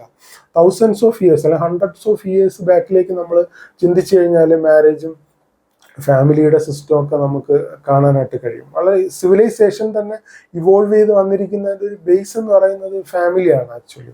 അപ്പോൾ ആ ഫാമിലി അത്രയും ഇവോൾവ് ചെയ്ത് വന്നിട്ട് ഇപ്പോൾ ലാസ്റ്റ് 1960 ശേഷം അല്ലെങ്കിൽ 1990 ശേഷമാണ് വിമൺ ഒപ്രസ്ഡ് എന്ന് പറയുന്ന ഒരു ഐഡിയ തന്നെ വരുന്നത്. ആക്ച്വലി ഹ്യൂമൻ ബീയിങ് ഹിസ്റ്റോറിക്കലി വളരെ ടഫായിട്ടുള്ള വാറുകൾ നേരിട്ടിട്ടുണ്ട്, നാച്ചുറൽ കലാമിറ്റീസ് നേരിട്ടുണ്ട്, ഡിസീസസ് നേരിട്ടിട്ടുണ്ട്, ടെർമിനൽ ആയിട്ടുള്ള ഇൽനെസ് നേരിട്ടിട്ടുണ്ട്. അപ്പോൾ ഹ്യൂമൻ ബീയിങ് എല്ലാം തന്നെ ഇങ്ങനത്തെ വലിയ ടഫായിട്ടുള്ള സിറ്റുവേഷൻസിനെയൊക്കെ ഫേസ് ചെയ്തിരിക്കുന്നത് ഈ മാരേജ് ഫാമിലി എന്ന് പറയുന്ന ഒരു സിസ്റ്റം വെച്ചിട്ടാണ്. ഒരു കളക്റ്റീവായിട്ട് കോപ്പറേറ്റീവായിട്ട് ആ ഒരു പ്രോബ്ലത്തെ നേരിടുകയും സർവൈവ് ചെയ്ത് മുന്നോട്ട് വരികയും ചെയ്യുന്നത്. അപ്പം പെട്ടെന്ന് ഒരു ഫെമിനിസ്റ്റ് മൂവ്മെന്റ് വന്നിട്ട് വിമൺസ് ഒപ്രസ്ഡ് ആണ്, സപ്രസ്ഡ് ആണ്, അതുകൊണ്ട് ലിബറേഷൻ വേണം, വിമൺ ലിബറേറ്റഡ് ആവണമെങ്കിൽ ഇൻഡിപെൻഡന്റ് ആവണം, ഇൻഡിപെൻഡന്റ് ആയാൽ മാത്രമേ വിമണിന് ലിബറേഷൻ ഉണ്ടാവൂ എന്ന് പറയുമ്പോൾ ആക്ച്വലി ഈ ടോട്ടൽ സിസ്റ്റത്തിനെ കൊളാപ്സ് ചെയ്യുകയും അവര് ലൈഫ് എന്താ പറയുക അവരുടെ ഒരു വിംസ് ആൻഡ് ഫാൻസി അനുസരിച്ച് കണ്ടക്ട് ചെയ്യാൻ വേണ്ടിയിട്ടുള്ളൊരു ശ്രമം മാത്രമാണ് അതിനകത്ത് നടക്കുക. അത് ടോട്ടലി പിന്നീട് ഫെയിലായി പോകാനുള്ള സാധ്യതയാണ് എനിക്ക് പലപ്പോഴും തോന്നുന്നത്. എന്താണ് അലീമയുടെ തോട്ട്സ് ആ കാര്യത്തിൽ? ആക്ച്വലി ഇപ്പം ഇൻഡിപെൻഡന്റ് ആകുക എന്നുള്ളത് കൊണ്ട് ഉദ്ദേശിക്കുമ്പോൾ സർ നേരത്തെ മെൻഷൻ ചെയ്തതുപോലെ ഒരു ഫാമിലി ടൈം കുറയുന്നുണ്ട്. ഇപ്പൊ ഹസ്ബൻഡ് ജോലിക്ക് പോകുമ്പോൾ ഓഫ് കോഴ്സ് വീട്ടില് അകപ്പെട്ടു പോകുന്ന ഒരു സ്ത്രീ എന്നുള്ള രീതിയിൽ ആ ഒരു ഫാമിലി ടൈം എനിക്ക് തോന്നുന്നില്ല കിട്ടുമെന്നുള്ളത്. കാര്യം ഇപ്പം കുട്ടികൾ ഉണ്ടെന്നുണ്ടെങ്കിൽ അവർ സ്കൂളിലേക്ക് പറഞ്ഞു വിടുക, ഹസ്ബൻഡിനെ പറഞ്ഞു വിടുക, വീട്ടിലെ ജോലികൾ ചെയ്യുക. അവിടെ ഒരു ഫാമിലി ടൈം കിട്ടുന്നു എന്നുള്ളത് തോന്നുന്നില്ല. കാര്യം ഓഫ് കോഴ്സ് ഇപ്പോഴത്തെ ഒരു സിറ്റുവേഷനിലാണെന്നുണ്ടെങ്കിൽ ജോലിക്ക് പോവാണെന്നുണ്ടെങ്കിൽ കുറച്ചും കൂടി അവരുടെ ടൈം അവർക്ക് നല്ല രീതിയിൽ യൂട്ടിലൈസ് ചെയ്യാൻ കഴിഞ്ഞു എന്നുള്ള ഒരു സാറ്റിസ്ഫാക്ഷൻ എങ്കിലും കാണും. അല്ലാണ്ട് വീട്ടിൽ ഒതുങ്ങിക്കൂടുമ്പോൾ അവരുടെ വീട്ടിലുള്ള ആ ഒരു ബന്ധം സ്ഥാപിക്കുക എന്നുള്ളതല്ലാണ്ട് ഒരു സാറ്റിസ്ഫാക്ഷൻ വരും എന്നുള്ളത് തോന്നുന്നില്ല. അത് മാത്രമല്ല ഇപ്പോഴത്തെ ഒരു സിറ്റുവേഷനിൽ നോക്കുമ്പോൾ ഇൻഡിപെൻഡന്റ് ആവുക എന്നുള്ളത് കൊണ്ട് ഉദ്ദേശിക്കുന്നത് നമ്മൾ ആക്ച്വലി ഇപ്പോഴത്തെ ഏതൊരു വ്യക്തിയാണെന്നുണ്ടെങ്കിലും ഇമോഷണലി ഇൻഡിപെൻഡന്റ് ആകാനായിട്ട് പ്രിപ്പയർഡ് ആയിരിക്കണം. ഫിനാൻഷ്യലി അവർ ഇൻഡിപെൻഡന്റ് ആവുകയാണെന്നുണ്ടെങ്കിലും അവരുടെ ഫാമിലി ബെറ്റർ ആയിട്ട് മുമ്പോട്ട് കൊണ്ടുപോകാനായിരിക്കും ആ ഒരു ഫിനാൻഷ്യൽ ഇൻഡിപെൻഡൻസി കുറച്ചും കൂടി ഉപയോഗിക്കാനായിട്ട് കഴിയുന്നത്. പക്ഷെ അങ്ങനെയല്ലല്ലോ കണക്ക് സൂചിപ്പിക്കുന്നത്. ആക്ച്വലി ഞാൻ ഒരു നമ്മുടെ സെൻട്രൽ ഗവൺമെന്റിന്റെ തന്നെ ഒരു സർവേ ഉണ്ട്, ബഡ്ജറ്റിന് തൊട്ട് മുന്നേ ആയിട്ട് വരുന്നതാണ്. ഒരു 4-5 വർഷം മുന്നേ ഉള്ള സർവേയിൽ ഫീമെയിൽസ് അവരുടെ ഇൻകം അല്ലെങ്കിൽ അവരുടെ സാലറി കൂടുതലും അവർ സ്പെൻഡ് ചെയ്യുന്നത് കോസ്മെറ്റിക്സും ഡ്രസ്സിനും അങ്ങനെയുള്ള പേഴ്സണൽ ആയിട്ടുള്ള കാര്യങ്ങൾക്കും വേണ്ടിയിട്ടാണ്. ഫാമിലിയിൽ സ്പെൻഡ് ചെയ്യുന്നതിനേക്കാൾ കൂടുതൽ അത് ആ ഒരു റിലേഷനിൽ അവര് ഡിപ്പെൻഡ് ചെയ്യുമ്പോൾ എക്കണോമിക് സർവേയിൽ വന്ന റിപ്പോർട്ട് ഒരു ചാപ്റ്ററിൽ ഞാൻ വായിച്ചതാണ് ആക്ച്വലി. സ്ത്രീകളെ സംബന്ധിച്ചിടത്തോളം ഈ പറഞ്ഞ രീതിയിൽ കോസ്മെറ്റിക്സിനാണ് കുറച്ചും കൂടി പൈസയൊക്കെ തന്നെ സ്പെൻഡ് ചെയ്യുന്നത്. മേ ബി അത് ഹസ്ബൻഡിൽ നിന്നും അത്രത്തോളം എമൗണ്ട് ഇതിന് വേണ്ടിയിട്ട് സ്പെൻഡ് ചെയ്യാൻ ഓഫ് കോഴ്സ് അവർ അത് സ്പെൻഡ് ചെയ്യുമെന്ന് എനിക്ക് തോന്നുന്നില്ല. അപ്പോൾ അവരുടെ ആ ഒരു നമ്മുടെ ബേസിക് നീഡ് അല്ല എങ്കിൽ പോലും അവരുടെ ഒരു വിഷ് സാറ്റിസ്ഫൈ ചെയ്യാൻ വേണ്ടിയിട്ട് അവരതിന് ഉപയോഗിക്കുന്നത് ആവാം. അപ്പം അതുകൊണ്ടും കൂടി ആയിരിക്കാം ഇപ്പോഴത്തെ ഒരു ജനറേഷൻ കൂടുതലും ജോബ് പ്രിഫർ ചെയ്യുന്നതും അങ്ങനെ ഒരു കരിയർ ബിൽഡ് ചെയ്യണമെന്ന് ആഗ്രഹിക്കുന്നതും അതേപോലെ തന്നെ ആ ഒരു സ്വന്തം കാലിൽ നിൽക്കണം എന്നുള്ള ഒരു സ്റ്റാൻഡിൽ വരുന്നതും.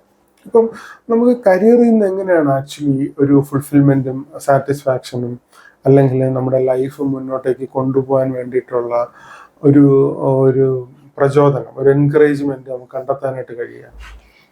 നമ്മൾ കരിയറിലേക്ക് പോകുമ്പം നമ്മൾ ഒരുപാട് കാര്യങ്ങൾ എക്സ്പീരിയൻസ് ചെയ്യുന്നുണ്ട് സർ. നമ്മളൊരു വീട്ടിൽ ഒതുങ്ങിക്കൂടുമ്പോൾ നമുക്ക് അവിടെ കിട്ടുന്ന ഒരു എക്സ്പോഷർ എന്ന് പറയുന്നത് കുറച്ച് ലിമിറ്റഡ് ആയിരിക്കും. കരിയറിലേക്ക് നമ്മൾ ഇറങ്ങി ചെല്ലുമ്പോൾ നമ്മൾ ഈ ഒരു വേൾഡിലേക്ക് തന്നെ നമ്മൾ പല കാര്യങ്ങളും എക്സ്പീരിയൻസ് ചെയ്യുന്നുണ്ട്, പലതിനെ കുറിച്ചിട്ടും അറിവുകൾ നേടുന്നുണ്ട്, അതേപോലെ തന്നെ ഫിനാൻഷ്യൽ ബെനിഫിറ്റും ഉണ്ടാകുന്നുണ്ട്.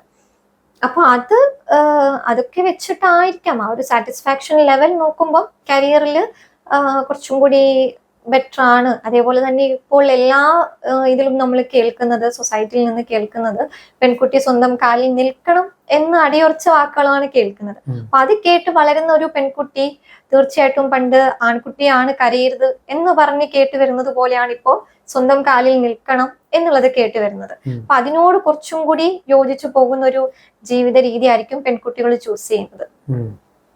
അപ്പോ ഈ സ്വന്തം കാലിൽ നിൽക്കണം എന്ന് പറയുന്നത് ഹസ്ബൻഡുമായിട്ട് ഉള്ള ഒരു ഫിനാൻഷ്യൽ ഡിപ്പെൻഡൻസി അല്ലെങ്കിൽ പരസ്പരമുള്ള ഒരു സഹകരണം വേണ്ട എന്നുള്ളൊരു മെസ്സേജ് അല്ലേ കിട്ടുന്നത് ജനറലി നമ്മൾ ചിന്തിക്കുമ്പോൾ? ഡിപ്പെൻഡൻസി എന്ന് പറയുമ്പോൾ ഞാൻ നേരത്തെ സൂചിപ്പിച്ചതുപോലെ ഇമോഷണലിയും ഡിപ്പെൻഡ് ആവാൻ നമ്മൾ പാടില്ല. കാര്യം ഇപ്പോ ഇമോഷണലി ഡിപ്പെൻഡൻസ് എന്താ ഉദ്ദേശിച്ചത്? ഇമോഷണൽ ഡിപ്പെൻഡ് ആവാന്ന് പറയുമ്പോൾ അവരുടെ ഇമോഷണൽ ഡിപ്പെൻഡൻസി കാരണമായിരിക്കാം കൂടുതലും പ്രശ്നങ്ങൾ നടക്കുമ്പോൾ അവരുടെ ഭാഗത്ത് നിന്നുള്ള ഒരു അപ്രോച്ച് അത്രയും വേദനിപ്പിക്കുന്നത് തന്നെ.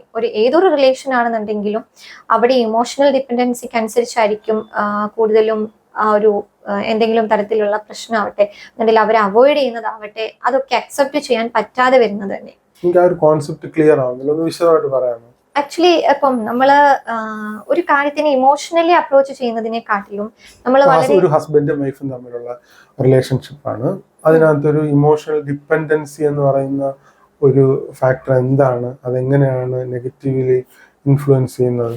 സർ, അത് നെഗറ്റീവ്ലി ഇൻഫ്ലുവൻസ് ചെയ്യാന്ന് പറയുമ്പോ ഇപ്പോഴത്തെ ഈ ഒരു രീതിയിൽ ശരിക്കും നമ്മൾ പച്ചയായിട്ട് പറയുകയാണെന്നുണ്ടെങ്കിൽ ഹസ്ബൻഡ് ആൻഡ് വൈഫിന്റെ റിലേഷന്റെ ഇടയിൽ ഹസ്ബൻഡിന് എക്സ്ട്രാ മറൈറ്റൽ അഫെയർ എന്നുള്ള രീതിയിൽ ഓർ വൈഫിനായിക്കോട്ടെ കണ്ടുവരുന്നുണ്ട്.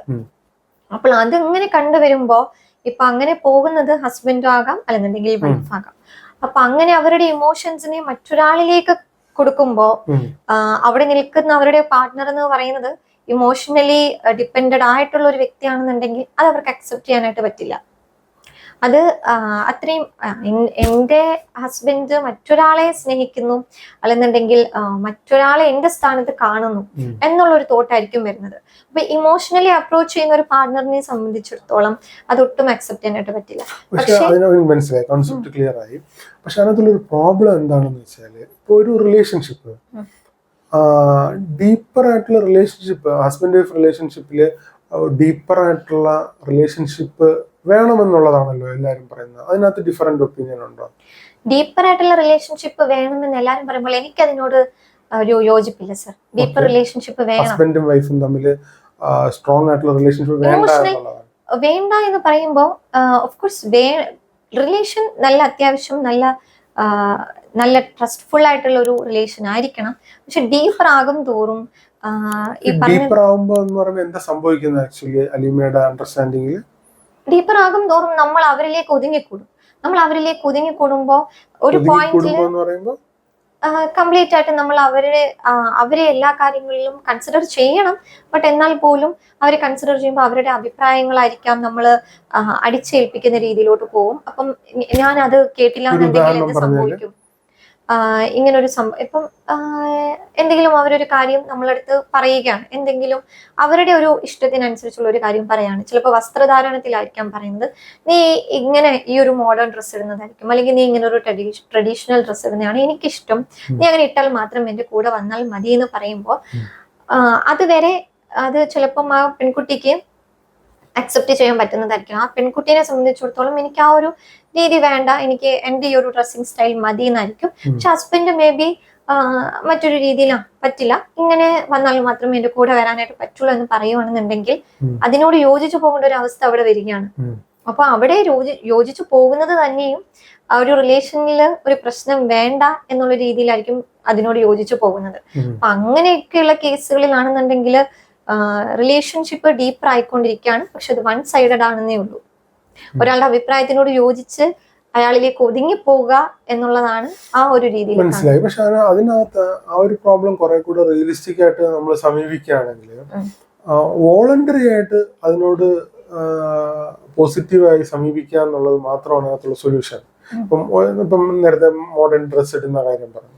ഇപ്പൊ ഒരാൾക്ക് മോഡേൺ ഡ്രസ്സ് ഇടുന്നത് ഇഷ്ടമാണ്, മറ്റേ ആൾക്ക് മോഡേൺ ഡ്രസ്സ് ഇടുന്നത് ഇഷ്ടമല്ല. അപ്പം അതിനകത്ത് മോഡേൺ ഡ്രസ്സ് ഇടണ്ട എന്നുള്ള കാര്യം അക്സെപ്റ്റ് ചെയ്യേണ്ടുന്ന സിറ്റുവേഷൻ വന്നു കഴിഞ്ഞാൽ രണ്ട് രീതിയിൽ തന്നെ സമീപിക്കാം. ഒന്ന് ഈ പറഞ്ഞ പോലെ റിസെന്റ്മെന്റ് ആയിട്ട് തന്നെ സമീപിക്കാം. അല്ലെങ്കിൽ ഓക്കെ, നമുക്ക് രണ്ടുപേർക്കും നമ്മളൊരു കോമൺ ഗോള്, മാരേജ് എന്ന് പറയുന്നത് ഹൈലി സാക്രഡ് ആയിട്ടുള്ള ഒരു ഗോള് ഫങ്ഷനിങ് ചെയ്ത് മുന്നോട്ട് പോകണം. അപ്പം രണ്ടുപേരുടെയും ബെറ്ററിന് വേണ്ടിയിട്ടാണ് നമ്മൾ ആ ഒരു ഡിസിഷനിലേക്ക് വരുന്നതെന്ന് പറയാം. ആ രീതിയിൽ അതിനെ സമീപിക്കാം. പക്ഷെ റിസെന്റ്മെന്റ് ആയിട്ടാണ് നമ്മൾ അതിനെ സമീപിക്കുകയാണെങ്കിൽ തീർച്ചയായിട്ടും നമ്മുടെ ഉള്ളിൽ ഈ പറഞ്ഞ പോലെ ഫ്രസ്ട്രേഷൻ ഉണ്ടാവും.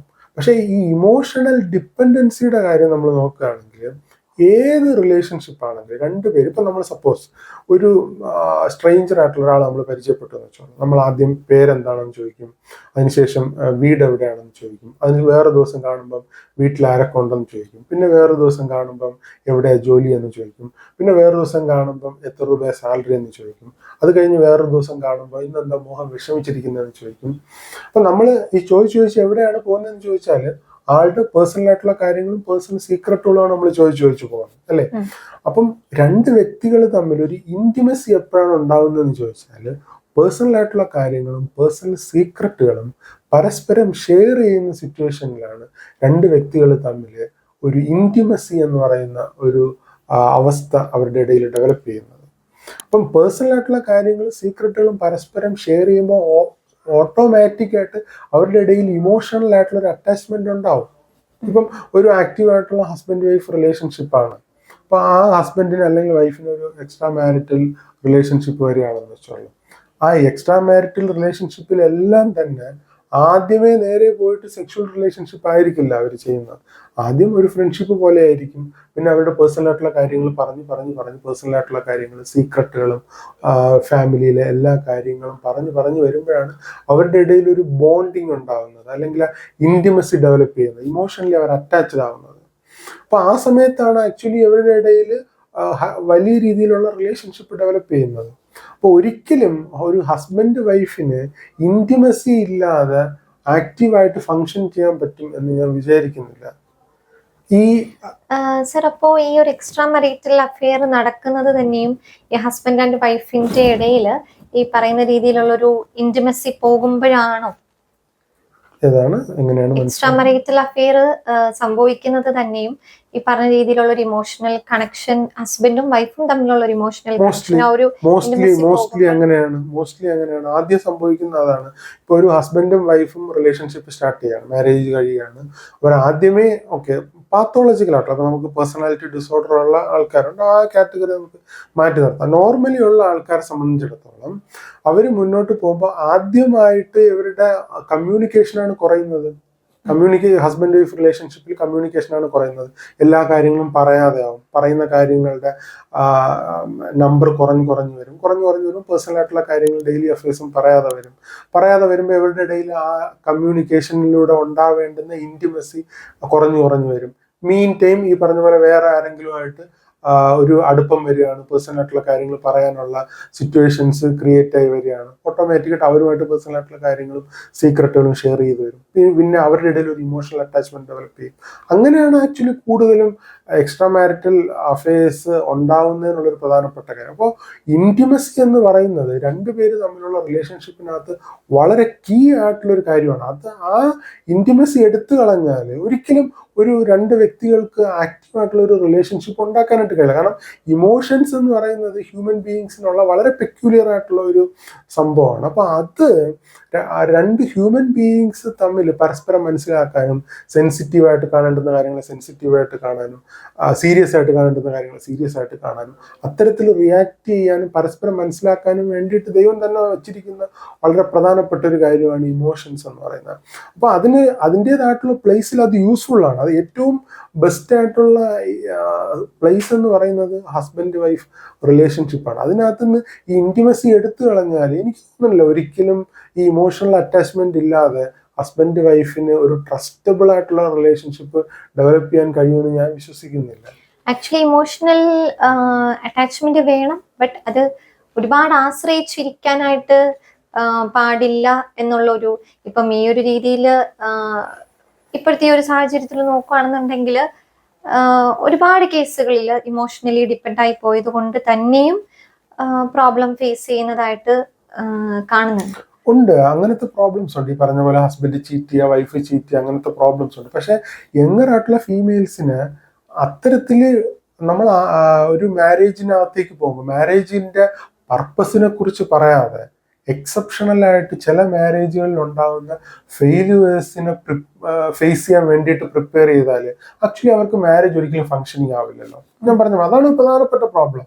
മാരേജിന്റെ പർപ്പസ് എന്താണ്, മാരേജിൽ നിന്ന് എന്താണ് എയിം ചെയ്യേണ്ടത്, മാരേജ് എങ്ങനെയാണ് ഫങ്ഷനിങ് ആക്കേണ്ടത്, മാരേജ് എന്തുകൊണ്ടാണ് മറ്റ് ഇൻസ്റ്റിറ്റ്യൂഷൻസിനെക്കാളും ഇമ്പോർട്ടൻ്റ് ആയിട്ട് നിൽക്കുന്നത് എന്നുള്ള കാര്യം ഡിസ്കസ് ചെയ്യുന്നതിനേക്കാൾ എക്സെപ്ഷണൽ ആയിട്ട് റയർ ആയിട്ട് ചില മാരേജിൽ സംഭവിക്കുന്ന ട്രോമയും ഫെയിലുവേഴ്സും എക്സ്പ്ലോസീവ് ആയിട്ടുള്ള സിറ്റുവേഷൻസും കോംപ്ലിക്കേറ്റഡ് സിറ്റുവേഷൻസും അത് ഫേസ് ചെയ്യാൻ വേണ്ടിയിട്ട് ഈ മുഴുവൻ യങ്ങർ അൺമാരീഡ് ഫീമെയിൽസിനെയും പ്രിപ്പയർ ചെയ്യുമ്പോൾ ആക്ച്വലി ഈ മാരേജ് എന്ന് പറയുന്ന എന്റർപ്രൈസ് അല്ലെ ഫാമിലി എന്ന് പറയുന്ന എന്റർപ്രൈസസ് മൊത്തം ഡീമോണൈസ് ചെയ്തു പോവുകയുള്ളൂ. ആക്ച്വലി അതൊരിക്കലും ഫങ്ഷനിങ് ആയിട്ട് പോകില്ല. രണ്ട് എന്താ പറയുക കോമ്പറ്റീറ്റേഴ്സ് പരസ്പരം എന്താ പറയുക ഒരു ട്രസ്റ്റും ഇല്ലാതെ ആൾ എന്നെ ചീറ്റ് ചെയ്യും അല്ലെങ്കിൽ ഞാൻ ആളെ ചീറ്റ് ചെയ്യും എന്നുള്ള രീതിയിൽ ഒരു ഇന്ററാക്ഷനാണ് അല്ലെങ്കിൽ ഒരു ഡീലിങ്സ് ആണ്, കമ്മ്യൂണിക്കേഷനാണ് നടത്തുന്നതെങ്കിൽ ഒരിക്കലും ആ ഒരു ഫാമിലി അല്ലെങ്കിൽ ആ ഒരു ഹൗസ് ഹോൾഡ് ട്രാൻസ്പാരന്റ് ആയിട്ട് ഫങ്ഷൻ ചെയ്യുമെന്ന് എനിക്ക് ഇമാജിൻ ചെയ്യാൻ പോലും പറ്റുന്നില്ല ആക്ച്വലി.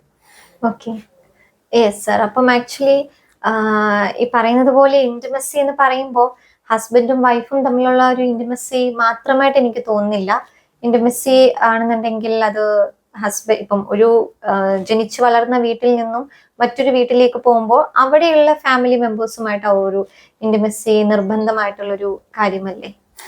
അതൊരു പ്രധാനപ്പെട്ട പ്രോബ്ലമാണ്. ആക്ച്വലി ഇന്ത്യൻ കോണ്ടെക്സ്റ്റില് മാരേജസ് ഫെയിൽ ആവുന്നതിനുള്ള വളരെ പ്രധാനപ്പെട്ട ഒരു പ്രോബ്ലമാണ് ഈ പറഞ്ഞ പ്രോബ്ലം. അതായത് ഇപ്പോൾ നമ്മുടെ നാട്ടിൽ നടക്കുന്ന ഒരു പ്രധാനപ്പെട്ട പ്രശ്നം എന്താണെന്ന് വെച്ചാൽ, ഇപ്പോൾ ഒരു പുരുഷൻ കല്യാണം കഴിച്ചു കഴിഞ്ഞാൽ സ്ത്രീ ആ പുരുഷന്റെ വീട്ടിലേക്ക് വരികയാണ് അല്ലെ. ആ വീട്ടിലേക്ക് വരുമ്പോൾ പൊതുവിൽ എക്സ്പെക്ട് ചെയ്യുന്നത് ഈ കുട്ടി ആ പുരുഷന്റെ അല്ലെങ്കിൽ ഹസ്ബൻഡിന്റെ ഫാദറും മദറും പറയുന്നതും കേൾക്കണം എന്നുള്ള രീതിയിലാണ് എക്സ്പെക്ട് ചെയ്യപ്പെടുന്നത്. പക്ഷെ ഒരു നോർമൽ ഹ്യൂമൻ ബിഹേവിയർ വെച്ച് അല്ലെങ്കിൽ ഒരു ബേസിക് നേച്ചർ വെച്ച് അത് ഒട്ടും ഫങ്ഷനിങ് ആയിട്ടല്ല കാണുന്നത്. ഇപ്പം വെസ്റ്റേൺ കൾച്ചറൊക്കെ നോക്കിക്കഴിഞ്ഞാൽ ന്യൂക്ലിയർ ഫാമിലി സിസ്റ്റമാണ് ഹ്യൂമൻ ബീയിങ്സ് ഇൻവെന്റ് ചെയ്തതിൽ വെച്ച് ഏറ്റവും ബെസ്റ്റ് ആയിട്ടുള്ള സിസ്റ്റം അല്ലെങ്കിൽ ഒരു ഗവേണിംഗ് സിസ്റ്റമായിട്ട് അല്ലെങ്കിൽ ഒരു എന്റർപ്രൈസസ് ആയിട്ട് പറയുന്നത്. അപ്പം അത് പാരൻസിൽ നിന്ന് ഡിറ്റാച്ച് ചെയ്ത് ഹസ്ബൻഡും വൈഫും ഡിറ്റാച്ച് ചെയ്താൽ മാത്രമേ അവർക്കൊരു പുതിയ ഫാമിലി ഉണ്ടാക്കാനായിട്ട് കഴിയുകയുള്ളൂ. പക്ഷെ ഇന്ത്യൻ കോൺസെപ്റ്റിൽ അല്ലെങ്കിൽ ഇന്ത്യൻ കൾച്ചറിൽ സംഭവിക്കുന്ന ഒരു കാര്യം എന്താണെന്ന് വെച്ചാൽ, ഹസ്ബൻഡ് പാരൻസിൽ നിന്ന് വിട്ടു വരാത്തത് കൊണ്ട് തന്നെ ഹസ്ബൻഡിന് ഒരു മെച്യൂരിറ്റി വരുന്നില്ല പല സാഹചര്യങ്ങളിലും. ഒരു ഇൻഡിപെൻഡൻ്റ് ആയിട്ട് കണ്ടക്ട് ചെയ്യാനുള്ള ഒരു വോളണ്ടറി ആയിട്ട് റിസ്ക് എടുത്ത് ലൈഫ് മുന്നോട്ടേക്ക് കൊണ്ടുപോകാനുള്ള ഒരു കറേജ് ഒന്നും പലപ്പോഴും കാണാനായിട്ട് കഴിയുന്നില്ല. അതേസമയം ഈ വൈഫ് കല്യാണം കഴിച്ചു വരുന്ന ആ വീട്ടിലെ ഒരു എന്താ പറയുക, അവരുടെ വീട്ടിലെ എല്ലാ കാര്യങ്ങളും ചെയ്യേണ്ടുന്ന റെസ്പോൺസിബിലിറ്റിയും കൂടെ വരികയാണ്. അപ്പൊ ഇങ്ങനെ വരുമ്പോൾ ഇതൊരു കോംപ്ലിക്കേറ്റഡ് ഒരു സിറ്റുവേഷൻ ഫീമെയിൽസിൽ ഉണ്ടാക്കുന്നു എന്നുള്ളത് വളരെ റിയൽ ആയിട്ടും ജെന്യൂൻ ആയിട്ടും ഉള്ള ഒരു കാര്യമാണ്. ഒരിക്കലും ഹെൽപ്ഫുൾ ആയിട്ട് അല്ല വരുന്നത്. അപ്പം അലീം ഇപ്പൊ സൂചിപ്പിച്ചതുപോലെ പ്രയോറിറ്റിക്കകത്ത് പ്രോബ്ലം വരുമ്പോൾ വീണ്ടും ഡിസ്ഫങ്ഷണൽ സാധ്യത കൂടുകയാണ്. ഇപ്പം ഇന്റിമസി ഈ പെൺകുട്ടി പാരൻസുമായിട്ട് ഉണ്ടാക്കണോ എന്നുള്ളതാണ് ഒരു പ്രധാനപ്പെട്ട ചോദ്യം, അല്ലേ? അപ്പം ഹസ്ബൻഡാണ് ആക്ച്വലി അതിനകത്ത് വളരെ ഒരു കീ ആയിട്ടുള്ള ഒരു ഫാക്ടർ പ്ലേ ചെയ്യേണ്ടതായിട്ടുള്ളത്. ഹസ്ബൻഡ് മാരേജ് ചെയ്തു കഴിഞ്ഞാൽ ഫസ്റ്റ് പ്രയോറിറ്റി തീർച്ചയായിട്ടും വൈഫിനാണ് കൊടുക്കേണ്ടത്, പാരൻസിനല്ല. പക്ഷെ ഇന്ത്യൻ കൺസെപ്റ്റിൽ അങ്ങനെയല്ല, ഇന്ത്യൻ കൾച്ചറിൽ അങ്ങനെയല്ല കാണുന്നത്. ഹസ്ബൻഡ് പലപ്പോഴും ഫസ്റ്റ് പ്രയോറിറ്റി പാരൻസിനാണ് കൊടുക്കുന്നത്, സെക്കൻഡ് പ്രയോറിറ്റിയാണ് പലപ്പോഴും വൈഫിന് കൊടുക്കുന്നത്. ഇപ്പോൾ ഒരു കാര്യത്തിൽ ഡിസിഷൻ മേക്കിംഗ് എടുക്കുമ്പം പോലും പല ഫാമിലികളിലും യങ്ങർ കപ്പിൾസിനിടയിൽ വലിയ രീതിയിലുള്ള ഒരു ഡിസ്പ്യൂട്ടിനും ഒരു ഡിസ്ഫങ്ഷണൽ സിറ്റുവേഷൻസിനും കാരണമാകുന്നത് പാരൻസ് അവരുടെ ഇടയിൽ ഉണ്ടാകുന്ന ഒരു ഇൻഫ്ലുവൻസ് ആണ്. അപ്പൊ അതുകൊണ്ട് ഒരിക്കലും എനിക്ക് യങ്ങർ ഫീമെയിൽസിനോട്, അൺമാരീഡ് ആയിട്ടുള്ള യങ്ങർ ഫീമെയിൽസിനോട് പറയാനുള്ള ഒരു പ്രധാനപ്പെട്ട ഒരു കാര്യം, ഒരിക്കലും നിങ്ങളുടെ പ്രയോറിറ്റി ഹസ്ബൻഡിൽ നിന്ന് മാറേണ്ടുന്ന ഒരു കാര്യവുമില്ല. അതുപോലെ യങ്ങർ മെയിൽസിനോട് പറയേണ്ടുന്ന ഒരു കാര്യം എന്ന് വെച്ചാൽ, നിങ്ങളുടെ ഫസ്റ്റ് പ്രയോറിറ്റി തീർച്ചയായിട്ടും മാരേജിന് ശേഷം വൈഫിന് തന്നെ ആയിരിക്കണം. പാരൻസിനെ നമ്മൾ സപ്പോർട്ട് ചെയ്യണം.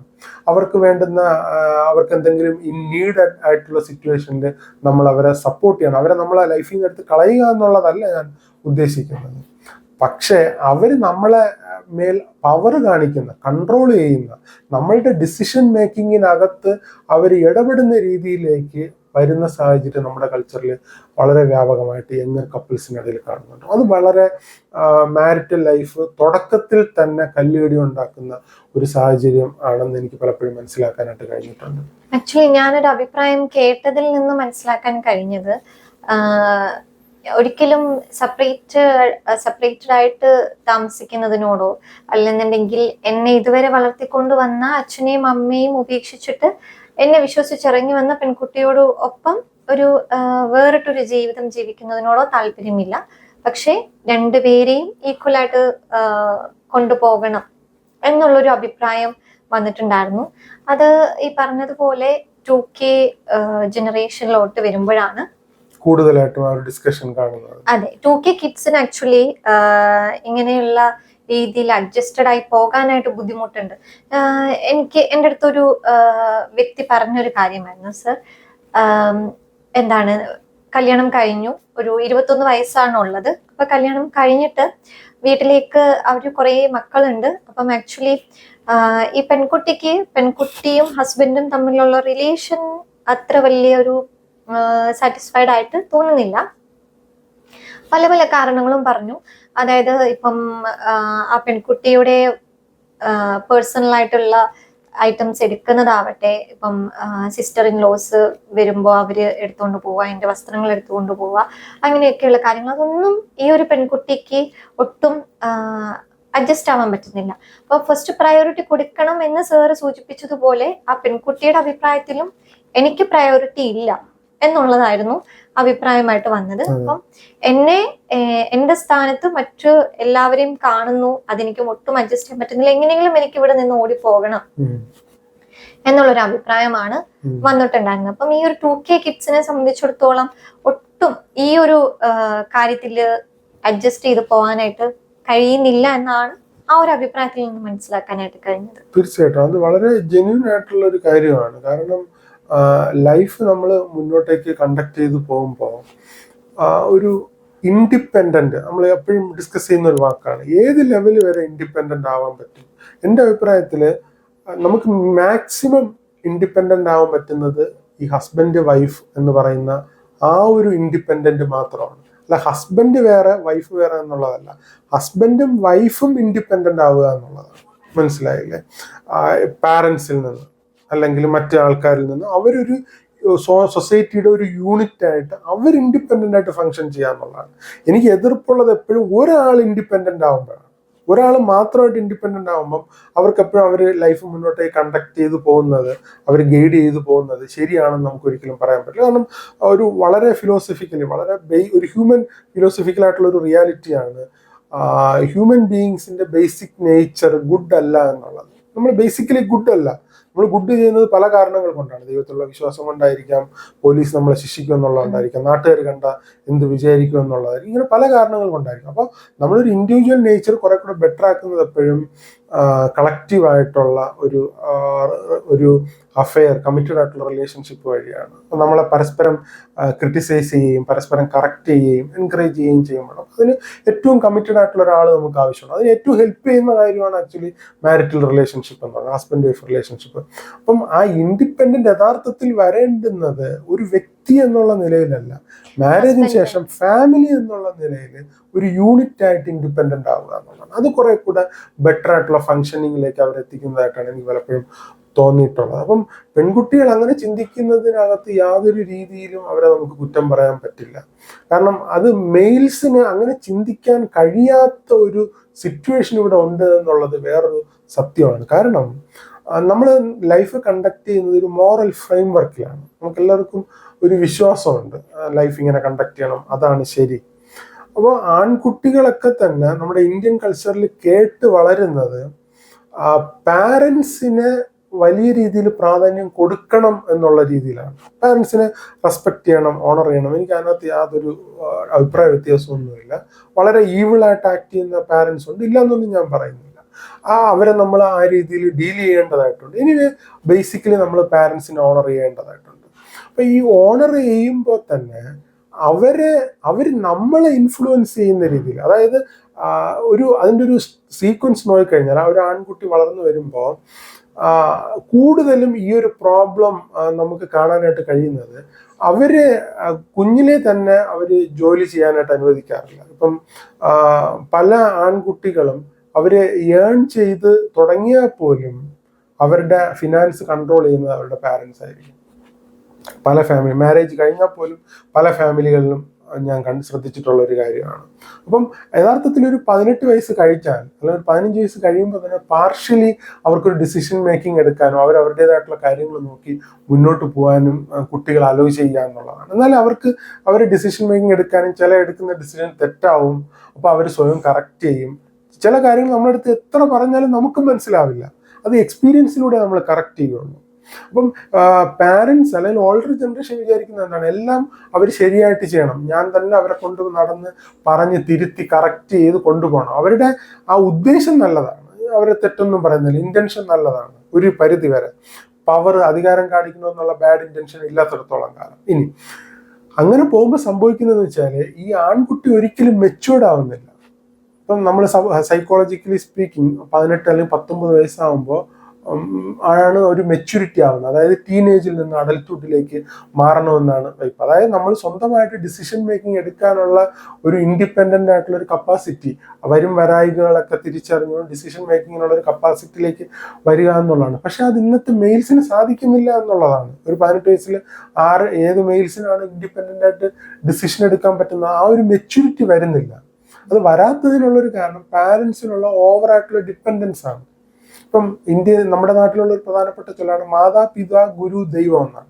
ഇവിടെ ഹസ്ബൻഡ് വൈഫ് അല്ലെങ്കിൽ ഭർത്താവ് ഭാര്യ എന്ന് പറയുന്നത് ഈ ഒരു കാറ്റഗറിയിലേ ഇല്ല. മനസ്സിലായില്ലേ? അപ്പം അതൊരു വലിയ രീതിയിലുള്ള ഒരു ഇല്ലായിട്ടുള്ള ട്രഡീഷനാണ്, ആക്ച്വലി ഇറാഷണൽ ആയിട്ടുള്ള ഒരു ട്രഡീഷനാണ്. അത് നമ്മൾ കറക്റ്റ് ചെയ്യേണ്ടതായിട്ടുണ്ട്. ഒട്ടും റാഷണൽ ആയിട്ടുള്ള ഒരു കാര്യമല്ല.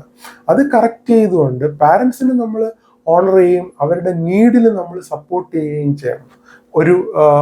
നമ്മളൊരു മെച്യൂർഡ് ആയിട്ടുള്ള സിറ്റുവേഷൻ എത്തിക്കഴിഞ്ഞാൽ, അല്ലാതെ അവർ നമ്മളെ കൺട്രോൾ ചെയ്യാനായിട്ട് അനുവദിക്കരുത്. വേറൊരു രീതിയിൽ തന്നെ നോക്കിക്കഴിഞ്ഞാൽ നമ്മളെല്ലാവരും ഭൂമിയിൽ ജനിച്ചിരിക്കുന്നത് ഒരു പർപ്പസിനുമാണ്, ഒരു പർപ്പസ് ഫുൾഫിൽ ചെയ്യാൻ വേണ്ടിയിട്ടാണ്. അപ്പൊ ആ പർപ്പസ് യഥാർത്ഥത്തിൽ ഫുൾഫിൽ ചെയ്യണമെങ്കിൽ നമ്മളുടെ ബാക്കിൽ വേറൊരാളിൽ നിന്ന് കൺട്രോൾ ചെയ്തുകൊണ്ടിരുന്നാൽ നമ്മളുടേതായിട്ടുള്ള ലൈഫ് നമുക്ക് ഫുൾഫിൽ ചെയ്യാൻ സാധിക്കില്ലല്ലോ. അപ്പൊ നമുക്ക് അവിടെ ഫ്രീഡം ആവശ്യമാണ്. ഫ്രീഡം എന്ന് പറഞ്ഞാൽ എപ്പോഴും ഇന്നത്തെ സാഹചര്യത്തിൽ ഒരുപാട് കോൺട്രവേഴ്സ്യൽ ആയിട്ടുള്ള ഒരു കാര്യമാണ്. ഫ്രീഡം എന്ന് പറഞ്ഞാൽ പലരും വിചാരിക്കുന്നത് അവരുടെ തോന്നലുകൾക്കനുസരിച്ച് ലൈഫ് കണ്ടക്ട് ചെയ്യുക എന്നുള്ളതാണ്. ഒരിക്കലും അങ്ങനെയല്ല. അത് ഒരു സ്ലേവറിയാണ്. ഫ്രീഡം നമ്മുടെ തോന്നലുകൾക്കനുസരിച്ചാണ് ലൈഫ് കണ്ടക്ട് ചെയ്യുന്നതെങ്കിൽ നമ്മുടെ വിംസ് ആൻഡ് ഫാൻസിയുടെ ഒരു സ്ലേവ് സിറ്റുവേഷനിലാണ് നമ്മളാവുന്നത്. അപ്പം നമുക്കൊരു ഫ്രീഡം ഉണ്ടാവുന്നത് എപ്പോഴാന്ന് ചോദിച്ചാൽ മോറലായിട്ട്, എത്തിക്കലായിട്ട് നമുക്ക് ഡിസിഷൻ മേക്കിംഗ് എടുക്കാനും നമ്മുടെ റെസ്പോൺസിബിലിറ്റി മീറ്റ് ചെയ്ത് ലൈഫ് മുന്നോട്ടേക്ക് കണ്ടക്ട് ചെയ്യാനുള്ള ഒരു ഓപ്പർച്യൂണിറ്റിയാണ് ആക്ച്വലി ഫ്രീഡം. അതാണ് ആക്ച്വലി ഉണ്ടാവേണ്ടത്. അത് പാരൻസിൽ നിന്ന് ഡിറ്റാച്ച് ചെയ്ത് ഹസ്ബൻഡും വൈഫും ഒരുമിച്ച് തീരുമാനം എടുക്കാനും ലൈഫ് മുന്നോട്ടേക്ക് കണ്ടക്ട് ചെയ്ത് പോകാനും കഴിയുന്നത് വളരെ ബ്യൂട്ടിഫുൾ ആയിട്ടുള്ള ലൈഫ് ഉണ്ടാവും എന്നാണ് ഞാൻ വിശ്വസിക്കുന്നത്. ഓക്കെ, അപ്പോ ഹസ്ബൻഡ് വൈഫ് എന്നുള്ള ഒരു ഇതിലോട്ട് വരുമ്പം അവരൊരു യൂണിറ്റ് ആയിട്ട് സൊസൈറ്റിയിൽ ഫാമിലി ആയിട്ട് മുമ്പോട്ട് പോവുകയാണെന്നുണ്ടെങ്കിൽ അത് കുറച്ചും കൂടി നല്ല ബെറ്റർ, നല്ല രീതിയിൽ കൊണ്ടുപോകാനായിട്ട് കഴിയുമെന്നാണ് തോന്നുന്നത്. സോ പക്ഷേ ഇപ്പോൾ ഒരു ജോയിന്റ് ഫാമിലി സിസ്റ്റം എടുക്കുകയാണെന്നുണ്ടെങ്കിൽ ഇപ്പം പെൺകുട്ടീന്റെ വീട്ടിലേക്ക് ഒരു പെൺകുട്ടി ഇപ്പം ആ പെൺകുട്ടി വളർന്നു വന്ന ഒരു ചുറ്റുപാടും പാരൻസിൽ നിന്നും ഒക്കെ ഡിറ്റാച്ചായി മറ്റൊരു ഫാമിലിയിലേക്ക് പോകുമ്പോൾ അവിടെ നിന്ന് ഹസ്ബൻഡും സെയിം രീതിയിൽ തന്നെ ഡിറ്റാച്ചായി വന്ന് ഒരു യൂണിറ്റ് ആയിട്ട് പോവുക, വേറെ വീട് വെച്ച് മാറി താമസിക്കുക എന്നുള്ളതാണ് ബെറ്റർ ആയിട്ടുള്ള സൊല്യൂഷൻ. അതെ. ഓക്കെ സർ, ആക്ച്വലി അപ്പോ ഇപ്പൊ പല ഇതിൽ നോക്കുമ്പോഴും എന്നെ സംബന്ധിച്ചിടത്തോളം ആണെന്നുണ്ടെങ്കിലും എനിക്ക് ജോയിന്റ് ഫാമിലി പ്രിഫർ ചെയ്യുന്ന ഒരു വ്യക്തിയാണ് ഞാൻ. കൂടുതലും എല്ലാവരും കുടുംബോ ഇമ്പമുള്ളതാണ് കുടുംബം എന്ന് പറയുന്നത് പോലെ പണ്ടത്തെ ആ ഒരു രീതിയിൽ ജോയിന്റ് ഫാമിലി എല്ലാവരും ഒരുമിച്ച് വരുന്ന ഒരു രീതിയാണ്. അപ്പൊ നമ്മൾ എവിടെയെങ്കിലും ഒന്ന് വീണാൽ തന്നെയും നമ്മളെ താങ്ങാനായിട്ട് പല കൈകളായിരിക്കും നമുക്ക് ചുറ്റും ഉണ്ടാകുന്നത്. അപ്പൊ അത് നമുക്ക് ഇമോഷണലി സപ്പോർട്ട് ആണെന്നുണ്ടെങ്കിലും എല്ലാ തരത്തിലുള്ളൊരു സപ്പോർട്ടും ആ ഒരു കുടുംബത്തിൽ നിന്നുണ്ടെങ്കിൽ അത് വളരെ ബെറ്റർ ആയിട്ടുള്ളൊരു കാര്യമാണ്. അപ്പൊ ഇങ്ങനെ ഒരു യൂണിറ്റ് ആയിട്ട് പോകുമ്പോൾ ആ രീതിയിൽ കുറച്ചൊരു മാറ്റം വരുമെന്ന് എനിക്ക് പേഴ്സണലി ഫീൽ ചെയ്യുന്നുണ്ട് ജോയിന്റ് ഫാമിലി സിസ്റ്റത്തിന്. പക്ഷെ അത് നല്ലത് തന്നെയാണ്. ഒരിക്കലും അതിനകത്തുള്ളൊരു പ്രോബ്ലം എവിടെയാണ് സ്റ്റാർട്ട് ചെയ്യുന്നതെന്ന് ചോദിച്ചാൽ ഇപ്പൊ സപ്പോർട്ട് ആവശ്യമാണ്. ഇപ്പം നമുക്കൊരു ഹസ്ബൻഡും വൈഫും കല്യാണം കഴിഞ്ഞു, കുട്ടി ഉണ്ടാവുന്നു. അപ്പൊ കുട്ടിയുടെ കെയർ പലപ്പോഴും രണ്ടുപേരും വളരെ ഇൻവോൾവ് ആയിട്ട് ചെയ്യേണ്ടതായിട്ട് വരും. ചില സിറ്റുവേഷൻസിൽ വേറൊരാളുടെ അഡീഷണൽ ആയിട്ടുള്ള ഹെൽപ്പും കൂടെ വേണ്ടി വരും. അപ്പോഴൊക്കെ പാരൻസിന്റെ സപ്പോർട്ട് നമുക്ക് അത്യാവശ്യമാണ്, ഇല്ല എന്ന് പറയാൻ പറ്റില്ല. പക്ഷെ എവിടെയാണ് പ്രോബ്ലം വരുന്നതെന്ന് ചോദിച്ചാൽ സപ്പോർട്ട് നല്ലതാണ്, പക്ഷെ നമ്മളെ കൊണ്ട് ഡിസിഷൻ മേക്കിംഗ് എടുപ്പിക്കുമ്പോൾ അത് വലിയ രീതിയിലുള്ള ഫ്രസ്ട്രേഷൻ ഉണ്ടാക്കുകയാണ്. ഇപ്പം ഹസ്ബൻഡും വൈഫും ഒരു ജോയിന്റ് ഫാമിലി സിസ്റ്റത്തിൽ മുന്നോട്ട് പോവുകയാണ്. അപ്പോൾ ഹസ്ബൻഡിനും വൈഫിനും ഒരു കാര്യത്തിനിടയിൽ പരസ്പര അഭിപ്രായ വ്യത്യാസം ഉണ്ടായി, രണ്ടുപേരും തമ്മിൽ സംസാരിച്ച് അതിനകത്തൊരു ഡിസിഷൻ എടുത്തു. ഡിസിഷൻ എടുത്ത കാര്യത്തിനകത്ത് പിന്നീട് പാരൻസ് വന്നിട്ട് ഇതിനകത്ത് ഇന്റർവ്യൂ ചെയ്ത് ആ ഡിസിഷനെ മാറ്റുകയാണ്. അപ്പൊ സ്വാഭാവികമായിട്ടും ഇവരുടെ ഇടയിലുള്ള ഡൈനാമിക്സിനെ അത് ബാധിക്കില്ലേ? അതാണ് ആക്ച്വലി പല ഫാമിലികളിലും സംഭവിക്കുന്നത്. അപ്പോൾ ഇവർ ഓൾറെഡി എടുത്ത ഡിസിഷൻ മേക്കിങ്ങിനെ കറക്റ്റ് ചെയ്യപ്പെടുകയാണ്, അതായത് പവർ യൂസ് ചെയ്യുകയാണ്. അപ്പൊ ആ പൊസിഷനിൽ ഹസ്ബൻഡ് ആക്ച്വലി ഒരു ഡിലേമേലാവുകയാണ്, ഒരു പെൻഡുലം പോലെ ആവുകയാണ്. വൈഫിന്റെ കൂടെ നിൽക്കാനും പറ്റില്ല, പാരൻസിന്റെ കൂടെ നിൽക്കാനും പറ്റില്ല എന്നുള്ള രീതിയിൽ പെൻഡുലം പോലെ നിൽക്കുകയാണ്. ആക്ച്വലി പല പാരൻസ് ഇന്ത്യൻ കണ്ടീഷനിൽ ഞാൻ ശ്രദ്ധിച്ചിരിക്കുന്നത് പല പാരൻസും പറയുന്നത് വൈഫിനെയും പാരൻസിനെയും ഈക്വൽ ആയിട്ട് ട്രീറ്റ് ചെയ്യാണ്. വളരെ ഏത് ആംഗിളിൽ അതിനെ പരിശോധിച്ചാലും അത് വളരെ തെറ്റായിട്ടുള്ള കാര്യമാണ്. ഒരിക്കലും നമുക്ക് രണ്ട് വ്യക്തികളെ റിയലിസ്റ്റിക്കലി ഈക്വൽ ആയിട്ട് നമുക്ക് കാണാനായിട്ട് കഴിയില്ല. നമുക്ക് എന്തായാലും പ്രിഫറൻസ് ഉണ്ടാവും. അപ്പം പ്രിഫറൻസ് എവിടെയാണ് എന്നുള്ളത് ഇവർക്ക് പുറത്ത് പറയാൻ പറ്റില്ല. അതുകൊണ്ടാണ് ഇവരിങ്ങനെ ഈക്വൽ എന്നുള്ള രീതിയിൽ ഉപയോഗിക്കുന്നത്. മനസ്സിലായില്ലേ? അത് വലിയ രീതിയിലുള്ള ഫ്രസ്ട്രേഷനാണ് അവരുടെ രണ്ടുപേരുടെ ലൈഫിൽ ഉണ്ടാകുന്നത്. അപ്പൊ അതുകൊണ്ട് ഇപ്പൊ സ്വാഭാവികമായിട്ടും ഇപ്പൊ പാരൻസിനെ നമുക്ക് കുറ്റം പറയാൻ പറ്റില്ല. ഇപ്പം ജോയിന്റ് ഫാമിലി സിസ്റ്റത്തിൽ നമ്മൾ നല്ല രീതിയിൽ പോകണമെന്നായിരിക്കും നമ്മൾ വിചാരിക്കുന്നത്, അവർ നല്ല രീതിയിലാണ് പോകണമെന്നാണ് അവരും ആഗ്രഹിക്കുന്നതെങ്കിൽ അവര് സപ്പോർട്ട് ചെയ്യുന്നത് കൊണ്ട് പ്രശ്നമൊന്നുമില്ല. ഇതുപോലെ പല സിറ്റുവേഷൻസിലും അവരുടെ സപ്പോർട്ട് നമുക്ക് ആവശ്യവുമാണ്. ഇപ്പം കുഞ്ഞുങ്ങളുടെ വളർച്ച, പ്രത്യേകിച്ച് ചൈൽഡ് കെയറുമായിട്ട് ബന്ധപ്പെട്ട് ഞാൻ രണ്ടുപേരും ജോലിക്ക് പോകുന്ന സിറ്റുവേഷൻ അല്ല, അങ്ങനെ അല്ലാത്ത സിറ്റുവേഷൻ ആണെങ്കിൽ പോലും ഒരു പുതിയ ജനറേഷന്റെ വളർച്ചയിൽ മൾട്ടി ജനറേഷനിലായിട്ടുള്ള സപ്പോർട്ട് ആ കുഞ്ഞിന് ആവശ്യമാണ് പല രീതിയിൽ. അപ്പൊ അതുകൊണ്ട് പാരൻസിന്റെ, അതായത് ഗ്രാൻഡ് ചിൽഡ്രനും ഗ്രാൻഡ് പാരൻസുമായിട്ട് ഒരു റിലേഷൻഷിപ്പ്, ഒരു ബോണ്ടിങ് ഉണ്ട്. അപ്പൊ അതൊക്കെ ആവശ്യമാണ്. പക്ഷെ അത് സപ്പോർട്ട് എന്നുള്ള നിലയിൽ ഓക്കെയാണ്. പക്ഷെ പലപ്പോഴും കൺട്രോളിങ്ങും ഇൻഫ്ലുവൻഷ്യലും ആയിട്ട് വരുമ്പോഴാണ് നമുക്ക് അല്ലെങ്കിൽ യങ്ങർ കപ്പിൾസിന് അതൊരു തലവേദനയായിട്ട് മാറുന്നത്. അത് അങ്ങനെ ഇൻഫ്ലുവൻഷ്യലായിട്ടും കൺട്രോളിങ്ങും അല്ലാതെ അവരുടെ ഡിസിഷൻസ് ഫുള്ളായിട്ട് അവർക്ക് എക്സർസൈസ് ചെയ്യണമെങ്കിൽ അവർക്ക് മാറി താമസിച്ചാൽ മാത്രമേ സാധിക്കുള്ളൂ. അല്ലാതെ ജോയിന്റ് ഫാമിലി ആയിട്ട് നിൽക്കുമ്പം കുറേയൊക്കെ അവരുടേതായിട്ടുള്ള തീരുമാനങ്ങൾക്കനുസരിച്ച് നമുക്ക് കണ്ടക്ട് ചെയ്യേണ്ടതായിട്ട് വരും. മനസ്സിലായില്ലേ? അപ്പൊ അത് വലിയ രീതിയിലുള്ള ഒരു അകൽച്ചയാണ് ഉണ്ടാവുക. എങ്ങനെ നോക്കിയാലും സീരിയസ് ആയിട്ട് മാരിറ്റൽ റിലേഷൻഷിപ്പിനെ കാണുന്ന ഒരു ഹസ്ബൻഡും വൈഫും അവർ മാത്രം താമസിക്കുമ്പോൾ അവരുടെ ഇടയിൽ ഉണ്ടാവുന്ന ബോണ്ടിങ്ങിനെയും ഇന്റിമസിയെ കാളും കുറവായിരിക്കും ഇവരുടെ ഇടയിൽ വേറെ ആരെങ്കിലും കൂടെ വന്നു കഴിഞ്ഞാൽ. ഞാൻ പറയുന്നത് കുട്ടികളുടെ കാര്യമല്ല, പാരൻസിൻ്റെ ആരെങ്കിലും. കാരണം ഇവിടെ അറ്റൻഷൻ തന്നെ സ്പ്ലിറ്റ് ആയി പോവുകയല്ലേ. ഇപ്പം സപ്പോസ് ഹസ്ബൻഡും വൈഫും താമസിക്കുന്ന അവർ മാറി താമസിക്കുകയാണെന്ന് വെച്ചോളൂ, കുട്ടിയും ഉണ്ട് അല്ലെങ്കിൽ കുട്ടികളും ഉണ്ട്. അവിടെ തന്നെ ആരുടെയെങ്കിലും പാരൻസ് വന്നു കഴിഞ്ഞാൽ സ്വാഭാവികമായിട്ടും അവിടെ സ്റ്റേ ചെയ്യുന്ന സിറ്റുവേഷൻസിൽ ഇവരുടെ പ്രിഫറൻസ് കൂടുതൽ പാരൻസിനകത്ത് പോവില്ലേ. അപ്പം ഇവർ പരസ്പരം കോണ്ടാക്ട് ചെയ്യാനുള്ള അല്ലെങ്കിൽ പരസ്പരം ഇൻട്രാക്ട് ചെയ്യാനുള്ള കെയർ ചെയ്യാനുള്ള ഓപ്പർച്യൂണിറ്റീസ് കുറയുകയാണ്. ഇത് പല ഡയമെൻഷനിലേക്ക് ഇവരുടെ അറ്റൻഷനും കെയറും സ്പ്ലിറ്റ് ചെയ്ത് പോവുകയാണ്. മനസ്സിലായില്ലേ? അപ്പൊ ഈ ഒബ്വിയസ്ലി ബോണ്ടിങ് കുറയത്തേ ഉള്ളൂ, അല്ലെങ്കിൽ ഇന്റിമസി കുറയത്തേ ഉള്ളൂ. പിന്നെ പാരൻസിന് അങ്ങനെ നീഡഡ് ആയിട്ടുള്ള ഒരു സിറ്റുവേഷൻ ഉണ്ട്, അല്ലെങ്കിൽ നമ്മുടെ സപ്പോർട്ട് അവർക്ക് ആവശ്യമാണ്. ഫിസിക്കലി അവർക്ക് മൂവ് ചെയ്യാൻ പറ്റില്ല, സ്വന്തമായിട്ട് കാര്യങ്ങൾ ചെയ്യാൻ പറ്റില്ല. അങ്ങനെ സിറ്റുവേഷനാണ് ഒബ്വിയസ്ലി നമ്മൾ സപ്പോർട്ട് ചെയ്യണം, വേണ്ട എന്നുള്ളതല്ല, സപ്പോർട്ട് ചെയ്യണം. പക്ഷെ ആ സപ്പോർട്ട് പലപ്പോഴും കൺട്രോളിങ്ങും ഇൻഫ്ലുവൻസും ആവുമ്പോഴാണ് അത് യങ്ങർ കപ്പിൾസിന് വലിയ രീതിയിൽ പ്രശ്നങ്ങൾ വരുന്നത്. Okay sir. അപ്പോ ആക്ച്വലി ഇപ്പോഴത്തെ ഈ ഒരു ജനറേഷനിൽ നോക്കുകയാണെന്നുണ്ടെങ്കിൽ നമ്മള് ഇപ്പോഴത്തെ കുട്ടികളുടെ പേരൻസിലേക്ക് വരുമ്പോൾ അവര് എക്സ്പെക്ട് ചെയ്യുന്ന അവരുടെ ഒരു എക്സ്പെക്ടേഷൻ ലെവൽ ഉണ്ടായിരിക്കും. ഒരുപക്ഷെ കല്യാണത്തിന് ശേഷം കൺട്രോളിൽ തന്നെ ഉണ്ടായിരിക്കണം എന്നുള്ള ഒരു രീതിയിൽ. അപ്പോ വരുന്നൊരു കാര്യമാണ്, അവരും മരുമക്കളായിരുന്നു, ഞങ്ങളെല്ലാം സഹിച്ച് നിന്നതായിരുന്നു എന്നുള്ള ആ ഒരു മൈൻഡിൽ അങ്ങനെയുള്ള ഒരു ഫ്രസ്ട്രേഷൻ ഇരിക്കുന്നത് കൊണ്ട് എവരെയും അങ്ങനെ കൺട്രോൾ ചെയ്യാൻ വേണ്ടിയിട്ട് ശ്രമിക്കുന്നതാവാം. ആണ് തീർച്ചയായിട്ടും. അതൊരു വളരെ റോങ് ആയിട്ടുള്ള സ്ട്രാറ്റജിയാണ് ആക്ച്വലി. കൺട്രോൾ ചെയ്തില്ലെങ്കിൽ അവർ കൺട്രോൾ വിട്ടു പോകുമെന്നുള്ളത്. അതെന്ന് വെച്ചാൽ നമ്മള് പാരൻസ് അവരെ മക്കളിൽ പോലും വേണ്ടുന്ന വിശ്വാസം ഇല്ല എന്നുള്ളതാണ്. അവരെ മക്കളായിട്ട് ഇത്രയും നാളായിട്ട് വളർന്നു വന്നവരാണ്. അപ്പൊ അവരിപ്പോ കല്യാണം കഴിച്ചു, അല്ലെങ്കിൽ അവരൊരു അഡൽട്ടായി പ്രായപൂർത്തിയായി കല്യാണം കഴിച്ചു, ഒരു ഭാര്യ അവര് ജീവിതത്തിലേക്ക് വന്നു.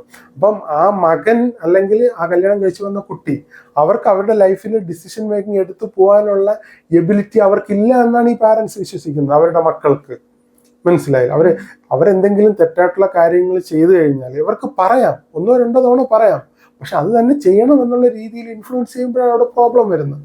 അപ്പം പാരൻസ് അവരുടെ 10-20 വർഷം കൊണ്ട്, അല്ലെങ്കിൽ 25 വർഷം കൊണ്ട്, 30 വർഷം കൊണ്ട് അവരെ കൂടെ താമസിച്ചിരുന്ന ആളെ അവർ ട്രസ്റ്റ് ചെയ്യുന്നില്ലെങ്കിൽ പിന്നെ ആരെ ട്രസ്റ്റ് ചെയ്യുക?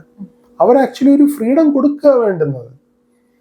മനസ്സിലായില്ല? അപ്പൊ ആ ഫ്രീഡം കൊടുക്കുമ്പോൾ സ്വാഭാവികമായിട്ടും വീട് വെച്ച് മാറി താമസിക്കുമ്പോൾ, അല്ലെങ്കിൽ അവർ ഇൻഡിപെൻഡന്റ് ആയിട്ട് അവരുടെ ഫാമിലി യൂണിറ്റ് കണ്ടക്ട് ചെയ്യാൻ വേണ്ടിയിട്ട് ശ്രമിക്കുമ്പോൾ പല രീതിയിലുള്ള പ്രോബ്ലംസ് അവർ ഫേസ് ചെയ്യും. ഒബ്വിയസ്ലി ഫേസ് ചെയ്യും. ചില കാര്യങ്ങൾ അവർ ഉദ്ദേശിക്കുന്ന പോലെ നടക്കും, ചില കാര്യങ്ങൾ ഉദ്ദേശിക്കുന്ന പോലെ നടക്കത്തില്ല. അപ്പൊ അതിൽ നിന്ന് അവർ ഒരുപാട് കാര്യങ്ങൾ പഠിച്ച് ലൈഫ് കുറെ കൂടെ ബിൽഡ് ചെയ്ത് മുന്നോട്ട് കൊണ്ടുപോകും. അല്ലാതെ കൺട്രോൾഡ് ആയിട്ട് മുന്നോട്ട് പോകണം, അല്ല അത് ഹെൽപ്ഫുൾ ആയിരിക്കും. ഇപ്പം ചില മെയിൽസ് അല്ലെങ്കിൽ ചില ഹസ്ബൻഡ്സ് ഞാൻ ശ്രദ്ധിച്ചിട്ടുണ്ട്, അവർക്ക് ഇങ്ങനെ വോളണ്ടറി ആയിട്ട് റെസ്പോൺസിബിലിറ്റി എടുക്കാനൊന്നും താല്പര്യമില്ല. അവർക്ക് പാരൻസിൻ്റെ സ്വത്തിനോട് അല്ലെങ്കിൽ പ്രോപ്പർട്ടി കിട്ടുമല്ലോ അതിനോടായിരിക്കും അവർക്ക് താല്പര്യം. ഞാൻ എൻ്റെ റോള് ഒന്നും ചെയ്യേണ്ട, ഞാനിവിടെ അങ്ങനെ കഴിഞ്ഞുകൂടി അങ്ങ് പോകാം, അങ്ങനെ ചിന്തിക്കുന്ന ധാരാളം മെയിൽസ് നമ്മുടെ നാട്ടിലുണ്ട്, ഇല്ല എന്ന് ഞാൻ പറയുന്നില്ല. അപ്പൊ അവരെക്കുറിച്ച് എനിക്ക് വളരെ എന്താ പറയുക, വളരെ ഷെയിമാണ് തോന്നുന്നത് പലപ്പോഴും. കാരണം അവരവരുടേതായിട്ടുള്ള വോളണ്ടറി ആയിട്ടുള്ള റെസ്പോൺസിബിലിറ്റി അവരെടുക്കാത്തടത്തോളം കാലം അവർക്കൊരു ലൈഫ് ഉണ്ടാവില്ല. അതെ, അവരൊരു റെസ്പോൺസിബിൾ ആകാനായിട്ടുള്ള രീതിയിലോട്ട് മാറാത്ത രീതിയിലും നമ്മൾ കാണുന്നുണ്ട്. തീർച്ചയായിട്ടും മെയിൽസ് തന്നെ, ഹസ്ബൻഡ് തന്നെ പലപ്പോഴും പാരൻസിൽ നിന്ന് ഡിറ്റാച്ച് ചെയ്യാൻ ആഗ്രഹിക്കുന്നില്ല. കാരണം ഡിറ്റാച്ച് ചെയ്ത് കഴിഞ്ഞാൽ വീട്ടിലെ ചെലവുകളൊക്കെ നോക്കണം, കാരണം വേറൊരു യൂണിറ്റായി മാറണമല്ലോ, ചെലവുകൾ നോക്കണം, ഫാമിലി ആസ് എ യൂണിറ്റ് ആയിട്ട് റൺ ചെയ്ത് കൊണ്ടുപോകണം. അപ്പൊ ആ ഒരു റെസ്പോൺസിബിലിറ്റി എടുത്താൽ മാത്രമേ ലൈഫ് ഒരു ത്രില്ലുണ്ടാവുള്ളൂ. നമുക്ക് എപ്പോഴും ഒരു കംഫർട്ട് സോണിലിരുന്ന ലൈഫിന് എന്ത് ബ്യൂട്ടി ആവുള്ളൂ, എന്ത് ത്രില്ലാവുള്ള, ഒരു ത്രില്ലും ഇല്ല. ഒരു ഒരു എന്താ പറയാ സേഫ് സോണിൽ ഇങ്ങനെ ഇരിക്കുകയാണ്. അതിനകത്ത് ലൈഫേ അല്ലത്. ടെൻഷൻ ഫ്രീ ആയിട്ടുള്ള ഒരു ഏതൊരു ഇൻഡിവിജ്വൽ ആണെന്നുണ്ടെങ്കിലും ടെൻഷൻ ഫ്രീ ആയിട്ടുള്ള ഒരു ലൈഫ് ആയിരിക്കില്ല മുമ്പോട്ട് കൊണ്ടുപോകാനായിട്ട്. ഭയങ്കര ബോറിംഗ് ആണ് അത്. നമ്മുടെ യഥാർത്ഥത്തിൽ സ്ട്രെസ്സിനെക്കാളും കൂടുതൽ നെഗറ്റീവ് കോൺസിക്വൻസ് ബോറിങ്ങിനാണ്. മനസ്സിലായില്ല? അപ്പൊ അതുകൊണ്ട് ലൈഫ് എപ്പോഴും നമ്മൾ കംഫർട്ട് സോണിൽ ഇരിക്കുക എന്നുള്ളതല്ല, വോളണ്ടറി ആയിട്ട് അഡ്വഞ്ചറസ് ആയിട്ട് ലൈഫ് മുന്നോട്ടേക്ക് സീക്ക് ചെയ്യുക എന്നുള്ളതാണ്. അതിന് ഏറ്റവും ബെസ്റ്റ് ആയിട്ടുള്ള ഓപ്പർച്യൂണിറ്റിയാണ് ആക്ച്വലി മാരേജും ഫാമിലി എന്ന് പറയുന്നത്. അപ്പൊ അത് ഈ കഴിഞ്ഞ കുറെ വർഷങ്ങളായിട്ട് ഡീമോണൈസ് ചെയ്യപ്പെടുന്നു. പല കാരണങ്ങളുണ്ട്. പക്ഷെ ഇന്ത്യൻ കോണ്ടെക്സ്റ്റിൽ ഈ പറഞ്ഞതുപോലെ ഒരു റീസൺ എന്ന് പറയുന്നത് ഈ പാരന്റ്സിന്റെ പവർ അല്ലെങ്കിൽ അധികാരം അടിച്ചേൽപ്പിക്കുക എന്നുള്ളത് വലിയ രീതിയിൽ പെൺകുട്ടികളെ സ്വാധീനിക്കുന്നുണ്ട്. പിന്നെ ഒരു പ്രോബ്ലം, പെൺകുട്ടികൾ പ്രത്യേകിച്ച് അവരുടെ പാരൻസിൽ, ഞാൻ നമ്മുടെ നാട്ടിൽ ശ്രദ്ധിച്ചപ്പം മനസ്സിലായ ഒരു കാര്യം എന്ന് വെച്ചാൽ അവരുടെ പാരൻസിൽ നല്ലൊരു മാരേജ് കാണുന്നില്ല. അവരുടെ അച്ഛനും അമ്മയും അല്ലെങ്കിൽ അവരുടെ ഫാദറും മദറും നല്ലൊരു മോഡലായിട്ട് അല്ലെങ്കിൽ അവരൊരു ഫുൾഫിൽഡ് ആയിട്ട് ലൈഫ് കണ്ടക്ട് ചെയ്യുന്നതായിട്ട് കാണുന്നില്ല. അതിനുള്ള പ്രധാനപ്പെട്ട കാരണം എന്ന് വെച്ചാൽ ഇതൊരു ട്രഡീഷണൽ ആയിട്ട് ഇങ്ങനെ ഒരു കാര്യമായിട്ട് നിൽക്കുകയാണ് ഈ ഒരു പവർ സ്ട്രഗിൾ. അത് ഇവർ തമ്മിലുള്ള ഇഷ്യൂ അല്ല, പാരന്റ്സിന്റെ ഇൻഫ്ലുവൻസ് കൊണ്ടാണ് വരുന്നത്. ഇവർ ആക്ച്വലി ബേസിക്കലി നോക്കിക്കഴിഞ്ഞാൽ ഇവർ തമ്മിൽ സീരിയസ് ആയിട്ടുള്ള പ്രശ്നങ്ങൾ ഉണ്ടാവില്ല. പക്ഷെ ഈ പാരന്റ്സിന്റെ ഇൻഫ്ലുവൻസ് ഇതിനകത്ത് ഇൻഫ്ലുവൻസ് ചെയ്യുന്നതും പവർ ഇതിനകത്ത് ഇൻഫ്ലുവൻസ് ചെയ്യുന്നത് കാരണവും ഈ പ്രോപ്പർട്ടിയിൽ ഉണ്ടാവുന്ന തർക്കങ്ങൾ, അതും വളരെ പ്രധാനപ്പെട്ട ഒരു കാര്യമാണ് ഇന്ത്യൻ കോണ്ടെക്സ്റ്റിൽ. വസ്തുതർക്കം, അതായത് പാരമ്പര്യമായിട്ട് കിട്ടുന്ന ഷെയർ അതിനു വേണ്ടിയിട്ട് നിൽക്കുക. അതിനു വേണ്ടിയിട്ട് ഈ മാരേജിന് ശേഷമാണ് ഈ ഒരു വസ്തുതർക്കവും ഈ വീതം വെക്കുക എന്നുള്ള രീതിയിലൊക്കെ പ്രശ്നങ്ങൾ ഉടലെടുക്കുന്നത് മാരേജിന് ശേഷമാണ് എന്നാണ് കൂടുതലും അങ്ങനെയാണ്. അത് പല പാരന്റ്സും മാരേജിന് മുന്നേ അല്ലെങ്കിൽ എൻ്റെ അഭിപ്രായത്തിൽ വളരെ നേരത്തെ തന്നെ അവർക്കുള്ള അസറ്റുകൾ എന്താണെന്നുള്ളത് ക്ലിയർ ആയിട്ട് അവരുടെ മക്കളോട് പറയും. നിങ്ങൾക്ക് ഇന്ന ഇന്ന കാര്യങ്ങളാണ്, ഇന്നടുത്തൊക്കെയാണ്. കാരണം വളരെ ട്രാൻസ്പാരന്റ് ആയിട്ട് കമ്മ്യൂണിക്കേറ്റ് ചെയ്യുന്നില്ല. അവരെന്തൊക്കെയോ ഉണ്ട് എന്നുള്ളൊരു വലിയൊരു ഭീതി എന്താ പറയുക മക്കളുടെ ഉള്ളിൽ ഉണ്ടാക്കാൻ വേണ്ടിയിട്ട് ശ്രമിച്ചിട്ട് കാലശേഷം തരാമെന്നുള്ള രീതിയിലാണ് പലരും പറയുന്നത്. എനിക്ക് അതിനോട് പല രീതിയിലും വിയോജിപ്പുണ്ട്. കാരണം എന്തെന്ന് വെച്ചാൽ ഈ പറയുന്നത് ഇവരുടെ പാരന്റ്സ് വിചാരിക്കുന്നത് എന്താണ്, ഈ പ്രോപ്പർട്ടിക്ക് വേണ്ടിയിട്ട് പാരന്റ്സിനെ നോക്കുമെന്നുള്ളതാണ്. അത് എത്രത്തോളം ആത്മാർത്ഥമായിട്ടാണ് ഈ പാരന്റ്സിന് ഈ പ്രോപ്പർട്ടിക്ക് വേണ്ടിയിട്ട് പാരന്റ്സിനെ കെയർ ചെയ്യുമെന്നുള്ളത് എനിക്ക് എത്ര ലോജിക്കലി ചിന്തിച്ചിട്ടും അത് പിടികിട്ടുന്നില്ല. പല പാരന്റ്സിന്റെയും തെറ്റിദ്ധാരണ എന്ന് പറഞ്ഞാൽ പ്രോപ്പർട്ടി കൊടുക്കാതെ അല്ലെങ്കിൽ മക്കൾക്ക് ഇന്ന പ്രോപ്പർട്ടി വീതം വെച്ച് കൊടുക്കാതിരുന്നു കഴിഞ്ഞാൽ, എല്ലാം ഞാൻ തന്നെ വച്ചിരുന്നു കഴിഞ്ഞാൽ മക്കൾ എന്നെ നോക്കുമെന്നുള്ളതാണ് തെറ്റിദ്ധാരണ. പക്ഷെ അങ്ങനെ സംഭവിക്കുമ്പോൾ എന്താണ്, മെയിൽസ് കൂടുതലും പാരന്റ്സിനോട് ആത്മാർത്ഥമായിട്ടല്ലെങ്കിലും കൂടുതലായിട്ട് പുറമെയെങ്കിലും കാണിക്കാൻ വേണ്ടിയിട്ട് ശ്രമിക്കും പല ഹസ്ബൻഡും. അപ്പൊ അതിന്റെ ഫലമായിട്ട് സഫർ ചെയ്യുന്നത് അവരുടെ വൈഫാണ്. മനസ്സിലായോ ആ ഒരു പ്രോബ്ലം പോകുന്നത്? മനസ്സിലായോ? അതായത് ഹസ്ബൻഡ് പാരന്റ്സിനോട് ആത്മാർത്ഥമായിട്ടല്ലെങ്കിലും കാണിച്ച് കൂടെ നിൽക്കുകയും ഇടപെടുകയും ചിലപ്പോ വസ്തു ഉണ്ടെങ്കിലും ഇടപെട്ടില്ല, പക്ഷെ കുറെ പേരൊക്കെ ഇടപെട്ടേക്കാം. വസ്തു ഉണ്ടെന്ന് കൂടുതലായിട്ട് പാരന്റ്സിനോട് കാണിക്കും. അങ്ങനെ പ്രയോറിറ്റി പാരന്റ്സിന് കൊടുക്കുമ്പം അവിടെ വൈഫ് എന്ന് പറയുന്നത് സെക്കൻഡ് പ്രയോറിറ്റിയിലേക്ക് മാറുകയാണ്.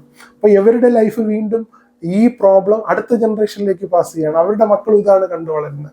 ആക്ച്വലി മാരേജിന് മുമ്പേ ഈ ഒരു സ്വത്തുക്കളെ കുറിച്ചിട്ടുള്ള തർക്കം നിലനിൽക്കാതെ മാരേജിന് ശേഷം സ്വത്തുക്കളെ കുറിച്ചിട്ട് ഉള്ളൊരു തർക്കം ആ ഒരു സീക്വൻസ് ആണെന്ന് തോന്നുന്നു ഫോളോ ചെയ്ത് വരുന്നത്.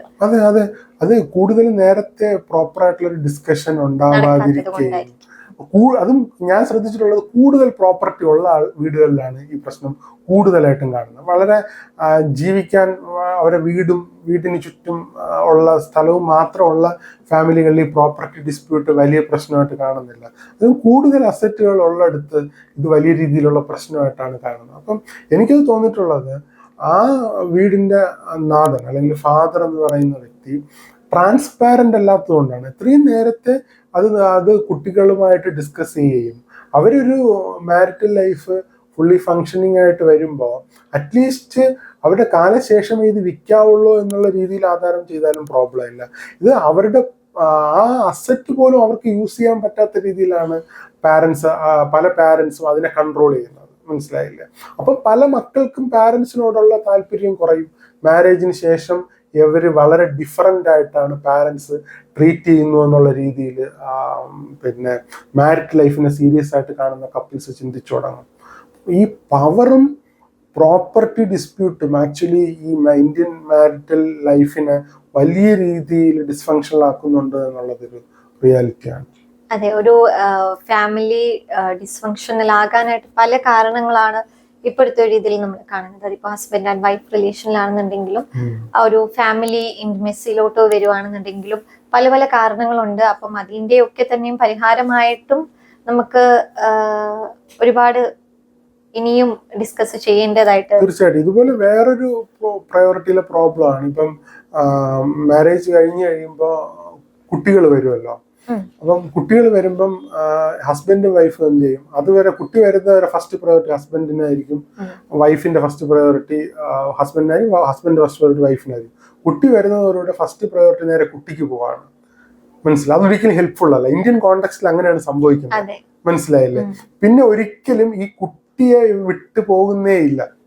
അവർ കല്യാണം കഴിഞ്ഞ് പോയാൽ പോലും ആ കുട്ടിയെ തന്നെയാണ് ഇവരുടെ ഫസ്റ്റ് പ്രയോറിറ്റി ആയിട്ട് ഇവരുടെ ഹസ്ബൻഡ്. കാരണം ഹസ്ബൻഡ് വൈഫ് റിലേഷൻഷിപ്പ് അപ്പോഴും ഡിസ്ഫങ്ഷണൽ ആണ്.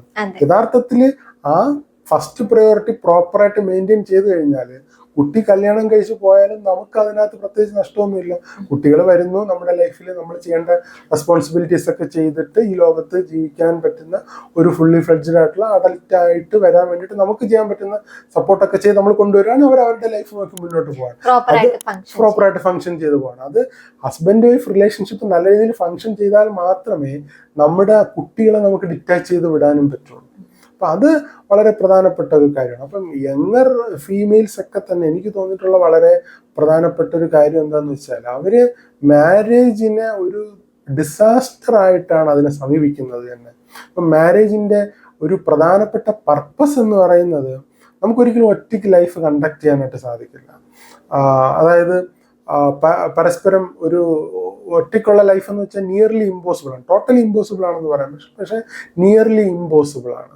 നമുക്ക് വേറൊരാളുടെ സപ്പോർട്ട് നമുക്ക് ആവശ്യമാണ്. നമുക്ക് പല കാര്യങ്ങളും ഡിസിഷൻ മേക്കിംഗ് ആണെങ്കിലും ഇമോഷണൽ ആയിട്ടുള്ള സപ്പോർട്ടാണെങ്കിലും ഹെൽപ്പ് ചെയ്യാനാണെങ്കിലും പരസ്പരം അങ്ങോട്ടും ഇങ്ങോട്ടും കമ്മ്യൂണിക്കേറ്റ് ചെയ്യാനാണെങ്കിലും ഒരു കമ്പാനിയൻഷിപ്പ് എന്ന് പറയുന്നത് മാരേജിൻ്റെ ഒരു പ്രധാനപ്പെട്ട പർപ്പസാണ്. രണ്ടാമത്തെ പർപ്പസ് എന്ന് പറയുന്നത് പ്രോക്രിയേഷൻ, അടുത്ത ജനറേഷൻ വരിക എന്നുള്ളത് വളരെ പ്രധാനപ്പെട്ട കാര്യമാണ്. ഇപ്പം നമുക്കറിയാം നമ്മുടെ നാട്ടിൽ ഫെർട്ടിലിറ്റി ഒക്കെ ഭയങ്കരമായിട്ട് അഫക്റ്റ് ചെയ്തുകൊണ്ടിരിക്കുന്ന കാര്യമാണ്. ഇൻഫെർട്ടിലിറ്റി ക്ലിനിക്കുകളുടെ എണ്ണം വളരെ കൂടിക്കൊണ്ടിരിക്കുന്ന കാലഘട്ടമാണ്. ഇപ്പം ഞാൻ റീസെൻ്റ്ലി ഒരു പ്രൊജക്റ്റഡ് ആയിട്ടുള്ള ഒരു സ്റ്റാറ്റിസ്റ്റിക്സ്, അതായത് ഒരു കണക്ക് ഞാൻ കേട്ടായിരുന്നു. അതായത് 2030 ആവുന്നതോടുകൂടെ 30 വയസ്സായ 50% പെൺകുട്ടികൾ ചൈൽഡ്ലെസ് ആയിരിക്കുമെന്നും ആ ചൈൽഡ്ലെസ് ആയിരിക്കുന്ന 50% പേരിൽ 90% പേരും ലൈഫ് ടൈം 50% പേർക്ക് അവർക്ക് ലൈഫ് ടൈം കുട്ടികൾ ഉണ്ടാവില്ല എന്നും 90% പേരും ലൈഫിൽ അവർ റിഗ്രറ്റ് ചെയ്യാൻ പോകുന്നു എന്നാണ്. അപ്പൊ ഇപ്പോഴത്തെ ഒരു ട്രെൻഡ് ഇങ്ങനെയാണ് പോകുന്നതെങ്കിൽ ഒബ്വിയസ്ലി അങ്ങനത്തെ ഒരു സിറ്റുവേഷൻ ഇവോൾവ് ചെയ്ത് വരാനുള്ള സാധ്യത ഉണ്ട്. അപ്പോൾ ഫെർട്ടിലിറ്റി എന്ന് പറയുന്നത് വലിയ ഒരു പ്രോബ്ലം ആയിട്ട് വരികയാണ്. ജനസംഖ്യ കുറഞ്ഞു വരുന്ന ഒരു കേരളത്തിൻ്റെയൊക്കെ ഫെർട്ടിലിറ്റി റേറ്റ് വളരെ കുറവാണ്, പോപ്പുലേഷൻ കുറഞ്ഞു വരികയാണ്. അതുപോലെ തന്നെ മൂന്നാമത്തെ പർപ്പസ് എന്ന് പറയുന്നത് മീനിങ്, അതായത് നമ്മൾ ഭൂമിയിൽ ജീവിച്ചിരിക്കുന്നതിന് ഒരു എക്സിസ്റ്റൻഷ്യൽ സിഗ്നിഫിക്കൻസ് കണ്ടെത്താൻ വേണ്ടിയിട്ടുള്ള പല സോഴ്സുകളുണ്ട്. നമ്മൾ ഈ ഭൂമിയിൽ ജീവിച്ചിരിക്കുന്നതിനുള്ള ഒരു മീനിങ് കണ്ടെത്താൻ വേണ്ടിയിട്ടുള്ള പല സോഴ്സുകളുണ്ട്. ഇപ്പം മാരേജ്, ഫാമിലി, കരിയർ, ക്രിയേറ്റിവിറ്റി, ആൾട്രൂയിസ്റ്റിക് ആയിട്ടുള്ള സോഷ്യൽ പ്രോ സോഷ്യൽ ആക്ടിവിറ്റീസ്, അങ്ങനെ പല കാര്യങ്ങളിൽ നമുക്ക് മീനിങ് കണ്ടെത്താൻ പറ്റും. പക്ഷെ ഇതിലെല്ലാത്തിലും ഏറ്റവും ഹയസ്റ്റ് ആയിട്ടുള്ള source of meaning in life എന്ന് പറയുന്നത് മാരേജും ഫാമിലിയുമാണ്. ഇപ്പോൾ കരിയർ എന്ന് പറയുന്നത് സെക്കൻഡറി ആയിട്ട് മാത്രമേ വരുള്ളൂ. കരിയർ ഹെൽപ്ഫുള്ളാണ്, നമ്മുടെ ബേസിക് നീഡ്സ് മീറ്റ് ചെയ്യുന്നത് വരെ കരിയർ ഹെൽപ്ഫുള്ളാണ്. ഇൻകം എപ്പോഴും നമ്മളെ ഹെൽപ്പ് ചെയ്യുന്നത് ഹാപ്പിനെസ് അല്ലെങ്കിൽ നമ്മുടെ ഒരു ഫുൾഫിൽമെൻറ്റും സാറ്റിസ്ഫാക്ഷൻ കൂട്ടാനും ഹാപ്പിനെസ് കൂട്ടാനൊക്കെ മണി ഹെൽപ്പ് ചെയ്യുന്നത് എവിടം വരെയാണെന്ന് ചോദിച്ചാൽ നമ്മുടെ ബേസിക് നീഡ്സ് മീറ്റ് ചെയ്യുന്നത് വരെയാണ്. അത് കഴിഞ്ഞിട്ട് എത്ര അധികം ഇൻകം ഉണ്ടെങ്കിലും നമ്മുടെ ലിവിങ് സ്റ്റാൻഡേർഡ് കംഫർട്ട് കൂട്ടുമെന്നല്ലാതെ നമ്മുടെ ഫണ്ടമെന്റൽ ആയിട്ടുള്ള ഫുൾഫിൽമെന്റോ സാറ്റിസ്ഫാക്ഷനോ കൂട്ടത്തില്ല. അപ്പൊ അതുകൊണ്ട് നമ്മുടെ ബേസിക് നീഡ്സ് മീറ്റ് ചെയ്യാൻ വേണ്ടിയിട്ട് നമുക്ക് കരിയർ ആവശ്യമാണ്. അത് കരിയറിന് അതിൻ്റെതായിട്ടുള്ള സോഴ്സ് ഓഫ് മീനിങ് പ്രൊവൈഡ് ചെയ്യുന്നുണ്ട്. പക്ഷെ അതൊരിക്കലും മാരേജും ഫാമിലിയും കൊടുക്കുന്നതുമായിട്ട് കമ്പയറബിളോ റീപ്ലേസബിളോ അല്ല. അപ്പം മാരേജിന് അതിൻ്റെതായിട്ടുള്ള സിഗ്നിഫിക്കൻസ് ഉണ്ട് എന്നുള്ളൊരു റിയാലിറ്റിയാണ്. നമ്മുടെ ഒരു ഹ്യൂമൻ ബീയിങ്സ് ഒരു ബേസിക് നേച്ചർ അനുസരിച്ച് വളരെ വൈൽഡ് ആയിട്ടുള്ള ഒരു ഹ്യൂമൻ ബിഹേവിയറാണ് ഓരോ ഇൻഡിവിജ്വൽസിൻ്റെ. അത് വളരെ റിഫൈൻഡ് ആയിട്ട് നമ്മുടെ കൊണ്ടുവരാൻ വേണ്ടിയിട്ട്, നമ്മുടെ സിവിലൈസ്ഡ് ആക്കാൻ വേണ്ടിയിട്ട് ഹെൽപ്പ് ചെയ്ത ഒരു പ്രധാനപ്പെട്ട ഇൻസ്റ്റിറ്റ്യൂഷനാണ് ഫാമിലി എന്ന് പറയുന്നത്. അതുപോലെ ഒരു പ്രധാനപ്പെട്ട ഇൻസ്റ്റിറ്റ്യൂഷനാണ് റിലീജിയൻ. ഇപ്പം ഏറ്റവും കൂടുതൽ അറ്റാക്ക് നേരിട്ടുകൊണ്ടിരിക്കുന്ന 2 പ്രധാനപ്പെട്ട സോഷ്യൽ ഇൻസ്റ്റിറ്റ്യൂഷൻസ് ആണ് ഈ ഫാമിലി, മാരേജ്, അതുപോലെ തന്നെ റിലീജിയൻ. അപ്പൊ ഇത് രണ്ടും ഒരു ഹ്യൂമൻ ബീയിങ്ങിനെ സംബന്ധിച്ചിടത്തോളം ഒരു സിവിലൈസ്ഡ് ആക്കുന്നതിന് ഹിസ്റ്റോറിക്കലി നമ്മൾ നോക്കിക്കഴിഞ്ഞാൽ വലിയ ഹെൽപ്പ് ചെയ്തിട്ടുള്ള കാര്യങ്ങളാണ്. പക്ഷെ യങ്ങർ ജനറേഷൻ ഇത് രണ്ടിനോടും വളരെ വിമുഖത പുലർത്തുന്ന ഒരു കാലഘട്ടത്തിലാണ് നമ്മൾ ജീവിക്കുന്നത്. അപ്പം അത് അവരെ പ്രോപ്പറായിട്ട് മാരേജിൻ്റെ എഫക്റ്റീവായിട്ടുള്ള സൈഡ് അവരിലേക്ക് എത്താത്തത് കൊണ്ടും നമ്മുടെ നാട്ടിൽ നാർസിസ്റ്റിക് ആയിട്ടുള്ള ഒരുപാട് സോഷ്യൽ മീഡിയ ഇൻഫ്ലുവൻസേഴ്സും ഒരുപാട് സെലിബ്രിറ്റീസും മാരേജിനെ അത്തരത്തിലാണ് പ്രൊമോട്ട് ചെയ്യുന്നത്. അപ്പോൾ കൂടുതലും കേൾക്കുന്ന അങ്ങനെയാണ്, മാരേജിനെ കുറിച്ച് നെഗറ്റീവായിട്ടുള്ള കാര്യങ്ങളാണ് കൂടുതലും കേൾക്കുന്നത്. അതിങ്ങനെ കേട്ട് യങ്ങർ ഫീമെയിൽസിൻ്റെ സൈക്കിയിൽ തന്നെ റാഷണലായിട്ടുള്ള ഡിസിഷൻ മേക്കിംഗ് എടുക്കാൻ പറ്റാത്ത വിധം ഫിക്സ്ഡ് ആയി പോകുന്നു എന്നാണ് എനിക്ക് പലപ്പോഴും തോന്നുന്നത്. അപ്പോൾ അത് തീർച്ചയായിട്ടും മാറേണ്ടതായിട്ടുണ്ട്. അവരുടെ ഇൻഡിവിജ്വൽ ആയിട്ടുള്ള ലൈഫിനും സോഷ്യലായിട്ടുള്ള ലൈഫിനും മൊത്തത്തിലുള്ള നമ്മുടെ ഒരു ഹാർമണിക്കും അത് ഹെൽപ്ഫുൾ ആയിട്ടാണ് പലപ്പോഴും തോന്നിയിട്ടുള്ളത്. അപ്പോൾ അത് ഇതുപോലുള്ള ഡിസ്കഷൻസ് വഴി കൂടുതൽ ആൾക്കാരിലേക്ക് എത്തിക്കുക. അതുപോലെ തന്നെ ഇതിൻ്റെ മറുവശം, അല്ലെങ്കിൽ എന്താണ് മാരിറ്റൽ ലൈഫ്, ടഫായിട്ടുള്ള മാരിറ്റൽ ലൈഫിലൂടെ കടന്നു പോകുന്ന ആൾക്കാർ ഫേസ് ചെയ്യുന്നത്. ഓക്കെ, എക്സെപ്ഷണൽ ആയിട്ടുള്ള സിറ്റുവേഷൻസ് ഉണ്ട്, ഇല്ല എന്നുള്ളതല്ല. പക്ഷെ അതൊരിക്കലും നമുക്ക് ഒരു ജനറൽ ആയിട്ടുള്ള ഒരു സൊസൈറ്റിയിൽ അപ്ലൈ ചെയ്യാനോ റെക്കമെൻഡ് ചെയ്യാനോ പ്രൊമോട്ട് ചെയ്യാനോ അത്തരത്തിൽ നമ്മൾ മുന്നോട്ട് ശ്രമിക്കുകയാണെങ്കിൽ വളരെ ഇൻഫ്ലേറ്റഡ് ആയിട്ടുള്ള അല്ലെങ്കിൽ ഡിസ്ഫങ്ഷണൽ ആയിട്ടുള്ള ഫാമിലിയും സൊസൈറ്റിയും ഉണ്ടാവും എന്നാണ് എനിക്ക് തോന്നുന്നത്. ഓക്കെ, അപ്പം thank you so much. Okay sir, thank you. All the best. Thank you sir, thank you so much. ഈ ഒരു പോഡ്കാസ്റ്റിന്റെ ഭാഗമാക്കാൻ കഴിഞ്ഞതിൽ ഒരുപാട് സന്തോഷം. അപ്പം ഇനിയും ഇതേപോലുള്ള അപ്പം ഒരു ഏരിയയിലേക്ക് മാത്രം നമുക്ക് ഫോക്കസ് ചെയ്യാനായിട്ട് കഴിയില്ല എന്ന് തോന്നുന്നു. ഈ ഒരു ഡിസ്കഷനിൽ പല ഏരിയാസ് സാറ് പറഞ്ഞതുപോലെ ഓരോ എവിടേക്കാണ് ആക്ച്വലി ഒരു ഫാമിലി മുമ്പോട്ട് കൊണ്ടുപോകാനായിട്ട് ശ്രദ്ധിക്കേണ്ടത്, എവിടെയാണ് ഒരു പോരായ്മ വരുന്നത്, എവിടെയാണ് നമ്മൾ ആ പോരായ്മ നികത്താനായിട്ട് കഴിയുന്നത് എന്നിങ്ങനെ ഒരുപാട് കാര്യങ്ങൾ നമുക്ക് ഇനിയും ഡിസ്കസ് ചെയ്യേണ്ടതായിട്ടുണ്ട്. അപ്പോ വേറൊരു അവസരത്തിൽ നമുക്ക് ചർച്ച ചെയ്യാം. Thank you sir. All the best. Thank you. Thank you so much.